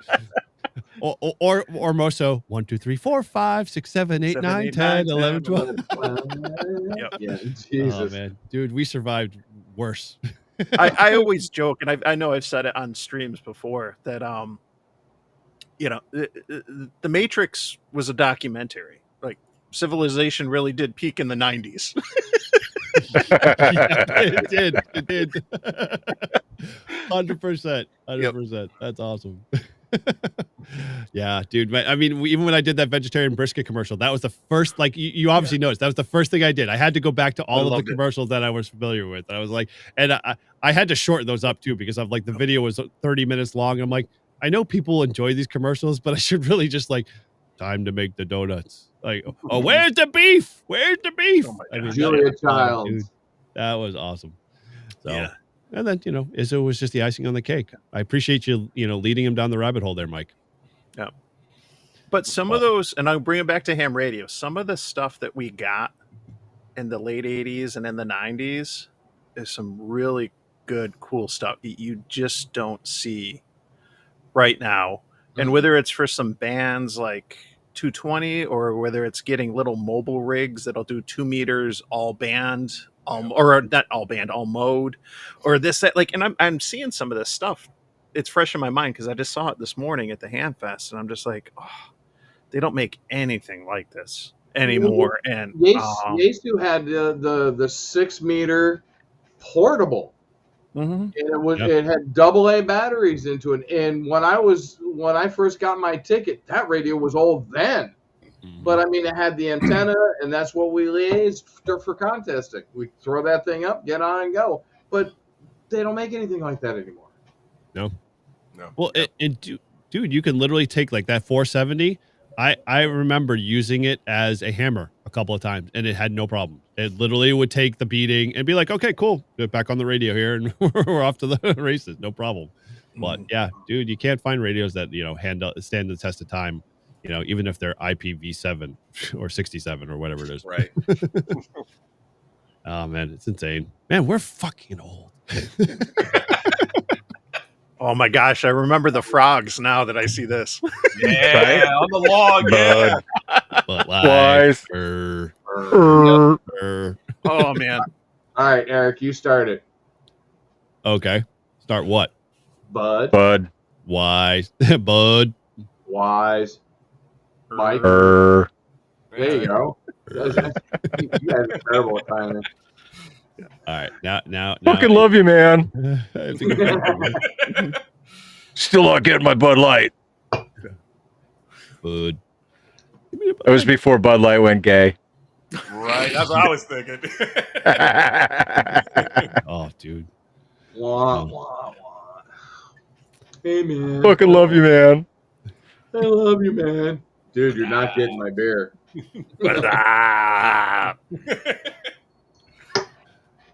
I'm finding one. Wayne's World. Yeah. Wayne's World, party on. Did any of you guys have a CB when you were little? That was like my first I did. pretty much radio. Nope. Yeah. Oh, yeah. Especially in New York. to the main highways when I was young, and that was awesome. Dude, I had an AM crystal radio kit that I built as a kid. Yep. And like, dude, that's what I would do. I would lay in my bed and I would listen to the AM radio at night. Yeah. That's all you do in your bed?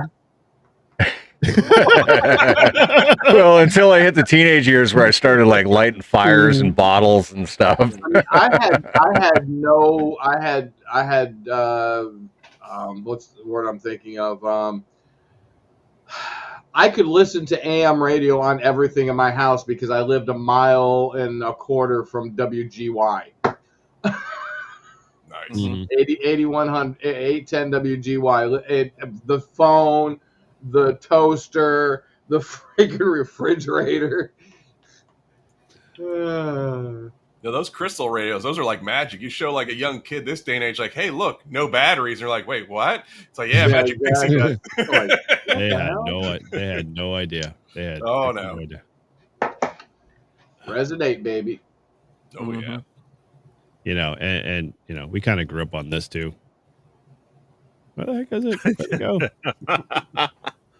I replay? Heck yes. I forgot about that. I'd vote for you.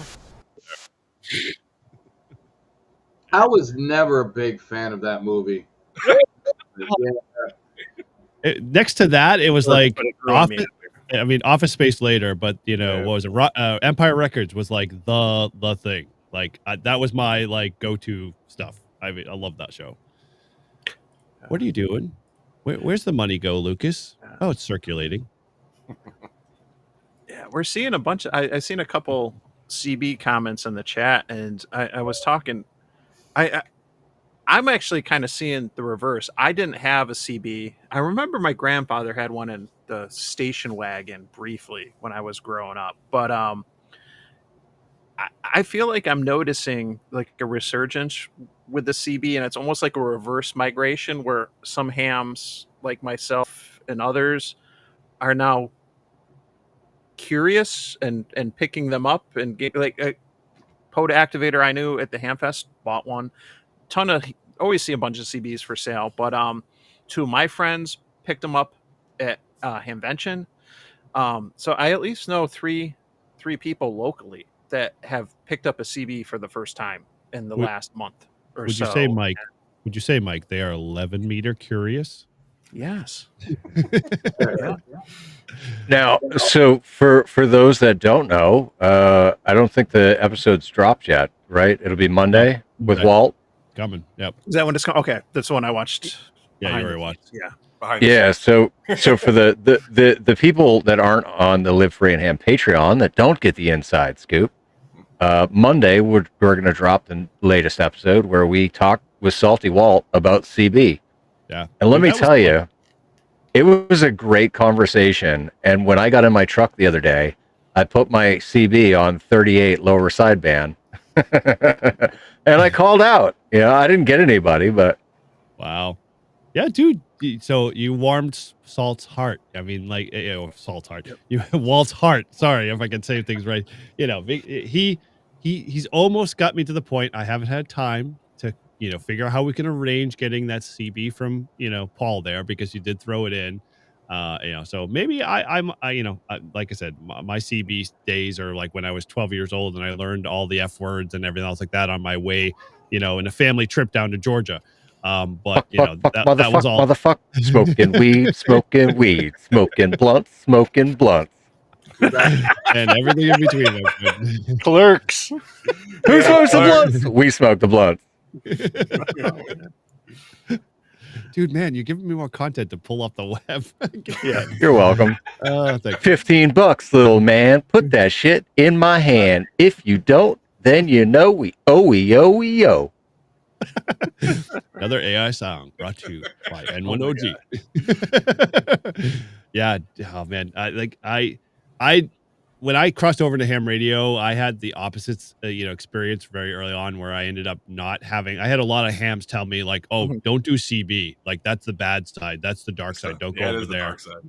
It is, but in essence, it's not as, per se bad as it is per se today. Like, I don't know. Like I know there's some bad spots, but for what's out there right now, it's probably pretty dead. But when I came kind of back around to it, these, Paul was like, "Hey, dude, you're gonna get a CB in your truck." I'm like, I don't need another radio. Like, I mean, I'm good. But at this point now, I'm thinking I might need a CB.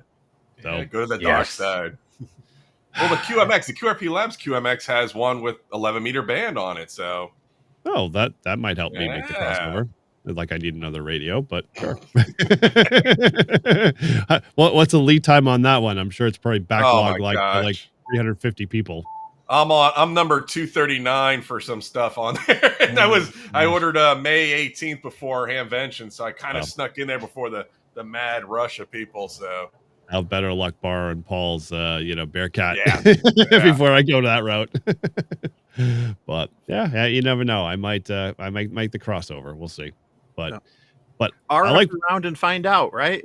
Exactly right. And the Liv Branham shirt says storefront. Anyway, Mike, he actually brought up an interesting idea. He wanted to do kind of like a 24-hour 11-meter net, like where we just all get on and like constantly just like take up one channel and make it all ham kind of just conversations and polite and whatever. And I was like, dude, that's a really good idea. So if maybe that sparks your interest in the chat, let us know, and we'll maybe form this coalition. We'll do it across the day. I haven't done it yet. I may do it. If this doesn't work out, probably I will do it. I would almost say definitely. And Walt made a good point too. It's not a big spoiler, but he points out propagation, and he's like, "Yeah, now's not the time necessarily to dive headfirst into."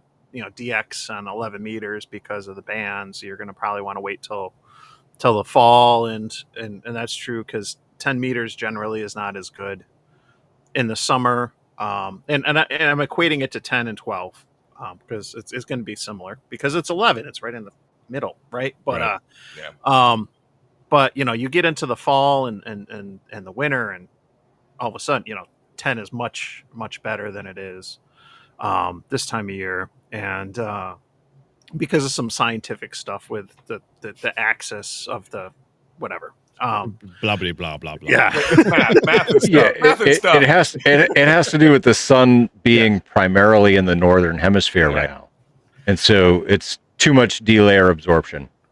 What about your? What day is October 4th? We should do something on hemorrhoids. 10. Come on. What day of the week is it? Oh, 10/4 is a freaking Saturday. That's when we need to do it. Okay. Let's do it. Yes. All right. Yes. 10/4, good buddy. 10/4. 10/4. All right. QMX Plus will be there by then, and that has 11 meters. All right. I'm making a note here, and we'll all be on channel 38, lower sideband, 38, on 10/4. LSB. Okay. All right. We'll put something up and get the word spread. And what's the frequency? I don't know that we'll be able to do it on.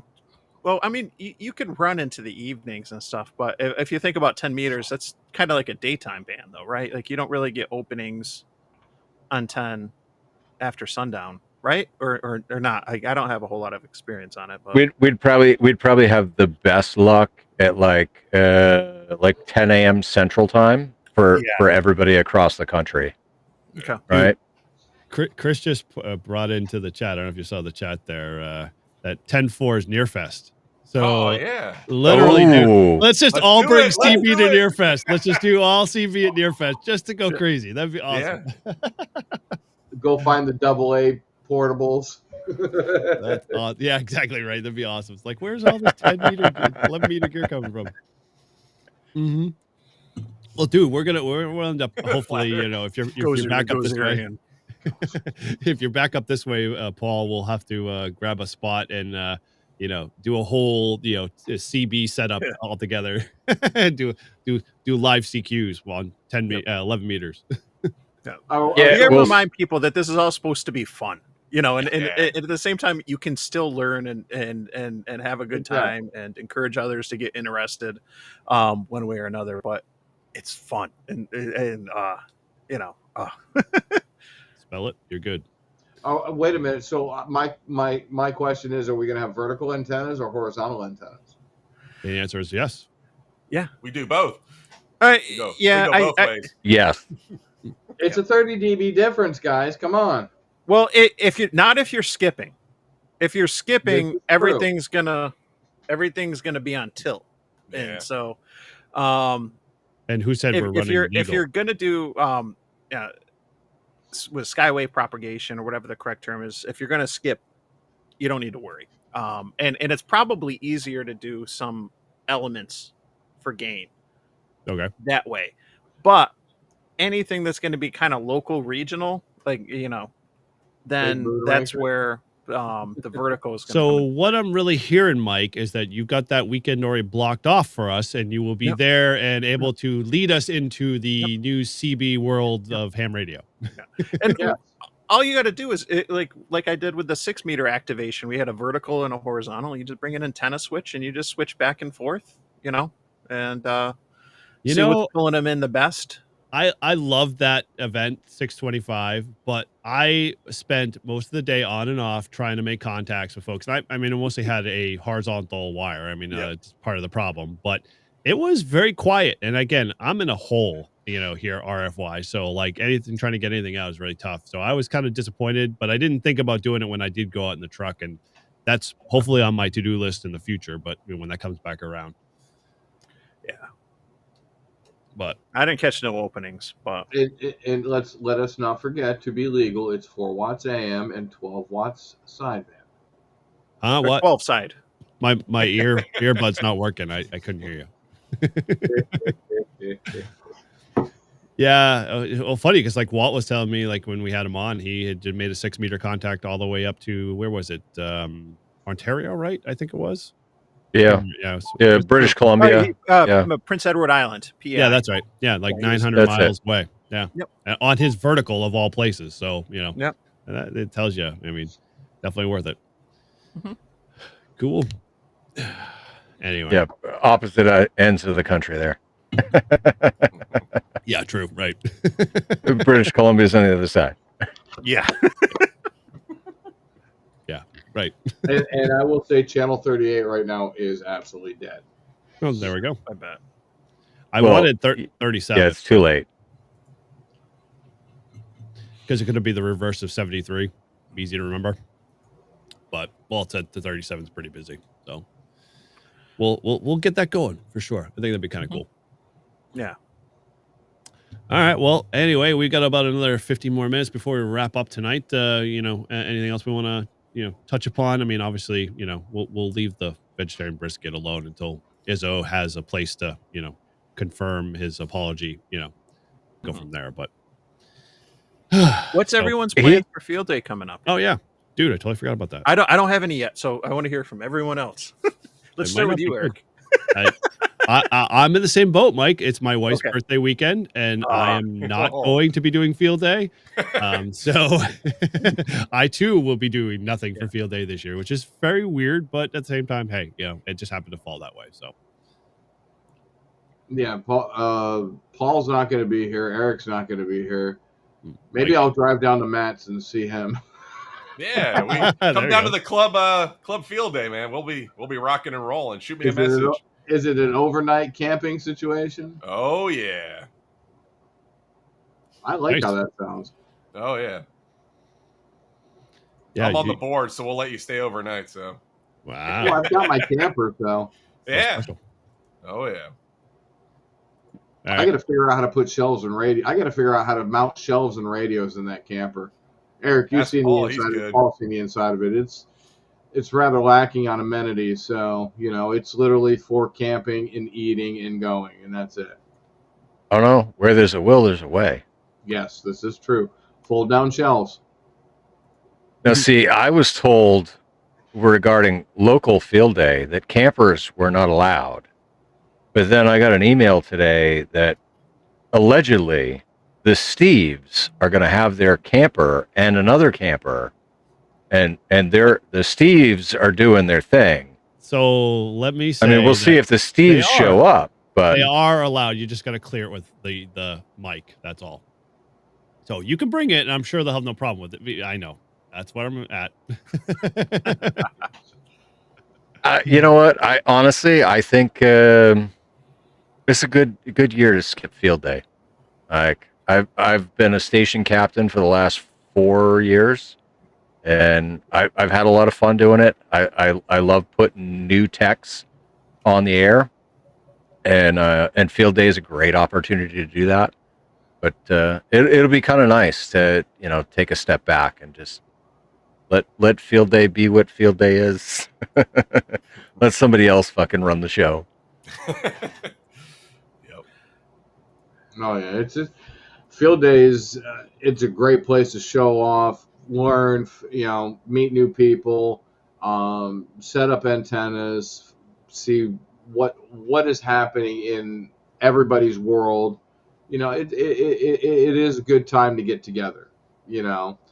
Ham radio wise, I'm glad that there is such a thing out here that we do. Other than you have contesting and everything else and Ham Fest, but it's a group of individuals coming together for one purpose. Let's make contacts. Let's teach people. Yeah, have fun. I'm gonna share this. I don't know how good the resolution's gonna be because it's not high res, but it's funny. So there's a dude, shots fired. Shots fired. That is so true, dude. That's awesome. You have to have a sense of humor. Come on, it's like, dude, Paul, you gonna make that shirt? Make that shirt, Paul. Yeah, I would say that's definitely a shirt for sure. And I'll joke, like, the irony is I've never done field day, so you got somebody like me who's never done field day who's got the nerve to make a meme like that. But for me, someone actually said it to me, like, not quite verbatim, but basically said, "Well, you do POTA, like field day is all the time for you." I was like, "Yep, yeah." But you don't have the interaction with people. No, there's interaction. Well, there is, which is a good thing. Well, but dude, you pose like an interesting question. Is it like when you say interaction with people, you talking about the public, or are you talking about the people in your club that come to hang out? Both. Yep. But okay, so I'd say with POTA, it's who you decide to invite to come hang out with you when you do POTA. That's your own fault per se. So if you want to go do a POTA on your own, then that's the way it goes. But like field day, I feels like it's sometimes forced, like to have people kind of come, and not that some like Paul and I have done field day for 4 years, 5 years now at this point, and we love hanging out. But that's because we've been like, dude, we're just gonna hang out and have fun and play radio and do cool stuff, and everyone's kind of just globbed on top of that. But Friday night, it's always just Eric and I. Yeah, and maybe Todd if he comes by, if he remembers or whatever. But maybe. But that's the cool part. It's like just being able to drink whiskey and listen to 7.200 or some guy over in Europe complaining about whatever. And from a standpoint of like the way I always look to field day is it's the educational front. I don't think it's that like let's all get together and practice emergency communication, because it's not. There are clubs that I know that are like, we're going to be number one on the list for the next 5 to 10 years, and we're going to do everything we can, and they treat it like a contest, even though ARL is stated it's not a contest. But I think it needs to be a public facing thing. Like it needs to be like clubs need to be able to get out there and reach the public and introduce them to ham radio and make it more about that than they do about like, let's put together the coolest sites and the coolest radios and the largest towers and whatever, because we always do that with POTA already, like Mike said. Mm-hmm.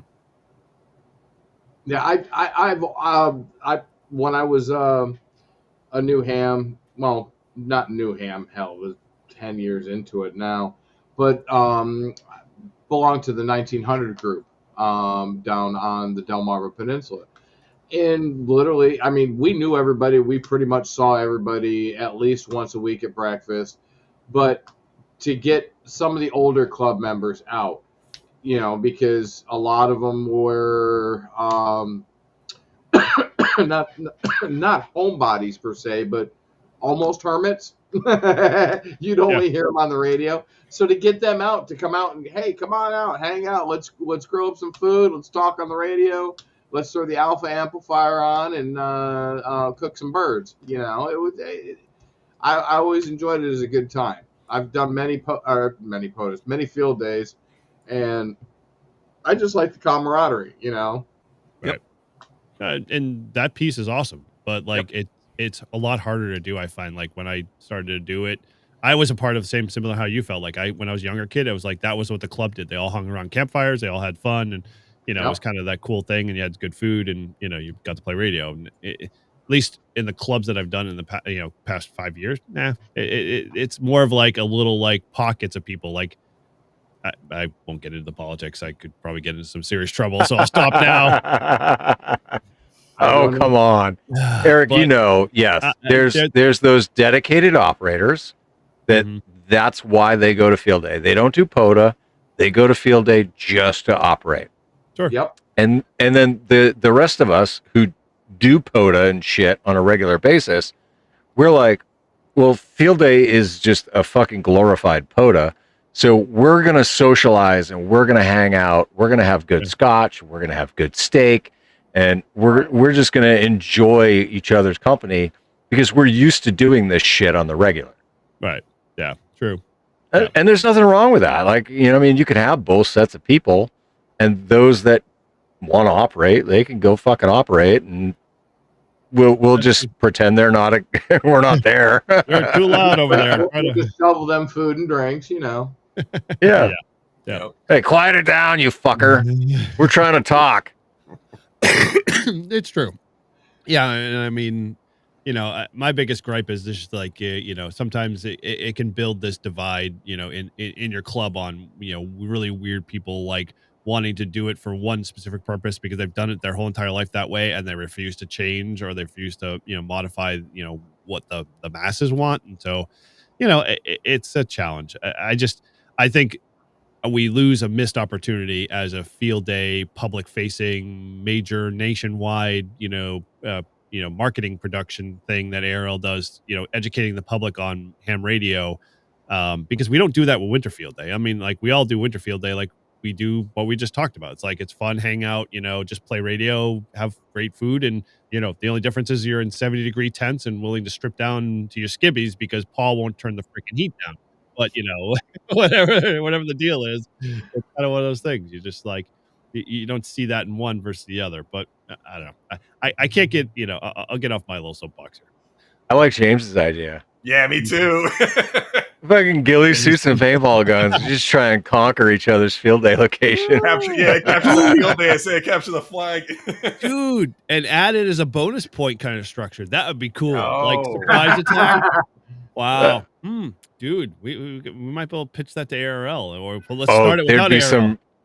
There'd be some royally pissed off old men. Oh, dude. Like, they would. I got it. Capture the Goda. Capture the Goda. Oh, that is glorious. Can you take over that other club's Get on the Air tent? Oh, dude, that would be so freaking awesome. That's a video. That's a video. I can see that whole playing out in my head. That's like Flash Mob on steroids. That's awesome. Just randomly 15 people come by, distract, and yank the go to station. Oh man, sabotage. Get added points for antenna and feed line. Can you imagine, dude? Like, you could see hams getting really, mischievous and jamming go to stations all the time. It's like breaking it down to the nth degree, like warfare. I'm like, oh my gosh, this has turned into something really horrible fast. I've got one. Tag the radio. You know how a lot of guys have their stickers on the radios? We see them. Shameless plugs, et cetera, et cetera. Tag the radios. Take a picture of the radio. You get extra points. Oh my gosh. I think that. Ooh, with different club stickers? Yes. Yeah. That would be cool. Club stickers or YouTuber stickers. Click, click, go. And everybody's looking around like, where'd this sticker come from? I know, right? Random stickers showing up. Or what about the hammies? They are. Yeah. I guess say there we go. Yeah, where's Jody? All of a sudden, you turn around and there's like a hammy on the GOTA station. It's like, oh no, game over. You've been hammed. Oh, They got- those hammies. Yeah, Trying my to help daughter was you. playing with one at the Hamfest today. Those are great. Sweet. Yeah, dude. I've been paying more attention. I actually like hit 2 more today in a parking lot random, and I actually didn't have them tossed to the side, which is actually pretty good to see. I'm warming up to my wife's idea of sticking around and watching. It's really weird. It's like, yeah, I won't go there. Sorry. Stalker. That's right. I got 4 left, and I've seen a whole bunch of antennas around here, but they're all 11 meter. Oh, so they won't. Oh, know. no. And they're obvious 11 meter antennas. Like, But you kill the squeaker. Yeah, my daughter found that out. She pulled it off. You can't kill the squeaker, man. I can see somebody getting on HF this weekend, and all of a sudden, Eric, you got to throw that link in the chat. I'm typing as fast as I can, my friend. Don't have it ready available. We have hammies, dude. Yeah, Hammies. They rock. They are back in and ready available to pick up. So yeah, go check them out. Low tariff Fucking pork. James. Low tariff pork. What did I miss, James? Oh. Yep. Oh man. All right. Well, James needs to be team replay because he totally missed the beginning where we gave him all kinds of props and like promoted his fucking quirky QRP. Like, listen, go to Etsy, quirky QRP. He's got so much cool shit. T-shirts, POTA mats, regular mats, like you name it, he's got it. I'm telling you, this guy is the guy. Okay. Maybe the Grouch can put a good word in for Live Free and Ham. Maybe just an option. Just wait for the thumbnail for the July live stream where you're going to see some kid at the GOTA station with a sleeping bag, and then like a guy in a ghillie suit. Yeah, we got to do that. We have to. Or worse off, the GOTA station is going to look like a bunker with a cannon and a bunch of kids with like little helmets on trying to guard their radio. That'd be I love it. I love Little this. Boy Scouts or something. Yeah. Brainstorm. Yes, let's turn field day into war games. Would you like to play a game? Dude. Might have to watch that movie later. Oh, yeah. Classic. Awesome. Oh, Matthew Broderick at his best. Man, this is why I wish I had my freaking OBS working. I have all this stuff pre-programmed. It's all there. Anyway.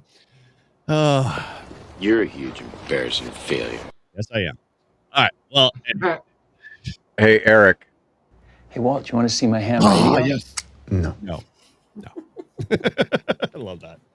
All right. Well, let's put a bow on this one. So let's kind of go around. We'll start off with Mike there. What's been going on with you? You want to promote your channel or anything's going on, or what's up with you in the next couple of weeks that you might want to share with folks? Channel's Mike N2MAK. If you're not watching on it now, go subscribe. I'm looking forward to the kids being done with school, and I'm looking forward to the fact that my son just got out of one sport, so there's only one sport we're worrying about now. So long story short, I'm going to have a lot more time this summer, less work travel, and hopefully do some more POTA, get some more videos out and stuff. But I guess the one thing I'll tease, it's still got the screen protector on. I got a new bow fin. Is that a Vero?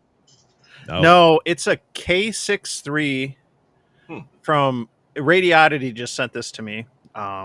So full disclosure, now that I'm this hamfluencer now. But it's a tri-band, so it's got 220, and it's like the Quanshanks. It's got the open firmware stuff where I can, and I've never done anything with like the Quanshanks where you hack in and you. So this is going to be an interesting process, but I'm looking forward to playing with it. Mike, I got a service monitor we can put on that thing and to see all the spikes. Yeah, the spurious. I've heard good things about the Quanshanks, and and the fact that you can kind of hack into them and do a lot of things. So I will be curious to see what it can do, what it can't, and everything. And I'll be straightforward and honest. And if it's hot garbage, it is what it is. $20 is $20. Like it's Brought like to you by Mike and 2K it's Insurance. a cheap HT, but I'm looking forward to trying it because like I said, I've never done anything with like that the firmware stuff, so that'll be interesting rabbit hole to dive into, and I'll plug it into some meters soon. But that'll be coming up on the channel sometime, and I got videos from the Hamfest today. Yeah. To work on, and a couple other ones. So There we go. There we go. Yep. Very cool. But anyway, right. That's it. Awesome. Okay. Well, Matt, how are you? What's going on your channel, and what do you want to share with folks? Let them know what's going on.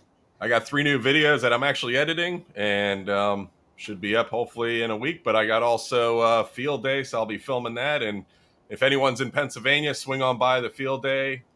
Come and see me. whiskey3oscarindia.org shows the location. And if you know me, I can get you in there, sleep overnight. But you got to be a member if not. So, hey, if you're still editing your own videos, Michael's got a guy. Oh, I know, yeah. right? Right, Mike.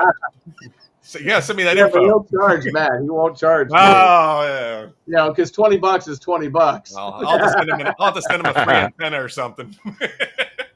Very cool. Well, very cool. Nice. Well, since we did mention Mike's tagline. You know what those things can do? No, not that Suck one. the paint off. Where'd it go? You silly, stupid software. There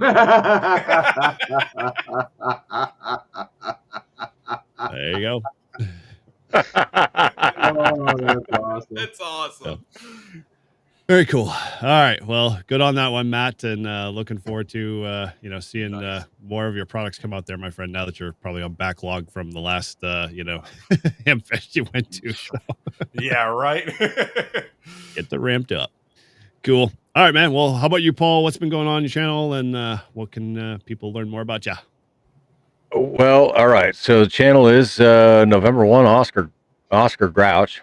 I'm going to be recording a video tomorrow with Sean, the ham radio dude. I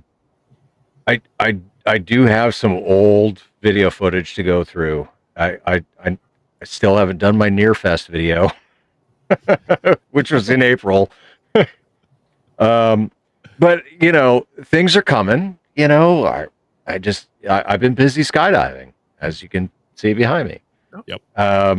No, listen, this hobby is expensive and the things that I do are expensive.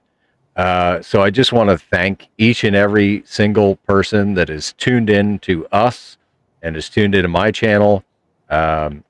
We appreciate all the support. It is very, very, very appreciated. We're just going to keep doing what I'm doing over here on my end. And, I need to live stream more often. I apologize for that. So I'm going to try and be a little bit more regular with live streams. So I don't know, click the bell, right? So that way, and, thanks for being here. Cool. Awesome. All right. Well, get on that Near Fest video, man. By the time you get one, 10-4 will be around and we'll have to record another one. You might have to do back to back. 10-4, good buddy. Exactly. All right, Mike, Tortoise. Before we see it. Yeah, totally. Tortoise Overland, what's going on? Talk about channel. What's going up? Channel is Tortoise Overland. I'm actually going to have a video up this week. I'm planning on it and hoping on it for W2SZ and their complete setup. Get that done. And get that up and start making some more videos. I've got a feature-length video of me putting some 300 amp hour batteries into my camper so I can have all the power. Some install videos on the... Did you just kick me off? No, you're good. Yeah, I thought he ended it. I'm done. Wow. 7-3. And shut the fuck up, Michael. You know what? It's okay. His penis is okay. Oh my God. It's okay. His penis is okay. God and maybe shoot and get an install vehicle and tour of the Blue Tortoise. Cool. And that's it. Awesome. All right. Well, I'm N1JUR, and I'm going to throw a little challenge out, a call out to folks because I figured this guys could help, our audience could help. We got a blind ham in our club, and I'm trying to find more resources. Obviously, I went to blindhams.com and whatnot, but we're trying to get them an HT. So if there's a bunch of great stuff out there that you can recommend, send it my way. Send an email over to n1jur.nh@gmail.com or check me out on QRZ. If you got resources or great radios that you've already tested that work really well for that type of stuff, let me know because we want to get him more on the radio because he's super psyched about getting his ticket, and we want to get him talking and on the air. So he's been throwing out like the D74 as a radio, and I'm sure his budget's not a D74 budget, because he's 24, so I know I was 24 and I couldn't afford a D74. So yeah, if you got some of those, but yeah, I got a couple of videos coming down the queue. I've been teasing the spool tenor for a while. My apologies, guys. I've been dragging my butt because I've been trying to tweak that a little bit because I did it during the G4 storms and stuff like that. So it was really a lot of video to edit to test out the antenna. So that'll be coming soon. And then I got the video that I just did with Chris and Parker and Jimmy. So that'll be fun to put up there with Marconi. And then I got a small little stuff that I've been smattering around with other things. I'm trying to do a little bit more live streaming. So, Paul, if you want to get together, maybe we can do something, make something happen there. I know you and I have been talking on the sideband there, but, we can do something there. But, yeah, outside of that, it's summer months. So we'll see, if I can actually have a little bit of a break and enjoy playing a little bit more radio. Hopefully the bands get a little bit better and get out there and do a little more poters. I still get that stupid challenge that I have to get the kilo with Todd. Eventually, now that he's done with the baseball, hopefully we'll actually be able to get our kilo. We're literally like 982. I mean, it's literally like, come on, dude, shit or get off the pot, as they say. When are we gonna get our kilo? So he's not here to defend himself, but I'm gonna give him crap anyway. God is procrastinator in chief. Yes, exactly. on many levels, but we all what is this, a little love fest going on over there, Mike? That's his date night too, man. Well, I don't know how to end this one right, but as always, guys, great to hang out with you as always, and feel free to check everybody out here on the channels. The Northeast Ham Radio is not a specific channel specifically. So for those that tuning in, it's just all about guys in the Northeast doing ham radio, cool stuff. And we love having, incorporating everybody else in. So if you want to come join and hang out with us, let us know, reach out to us. Hit us up on any one of our channels and, we'll talk some more. So with that, guys, as always, 7-3. 7-3, y'all.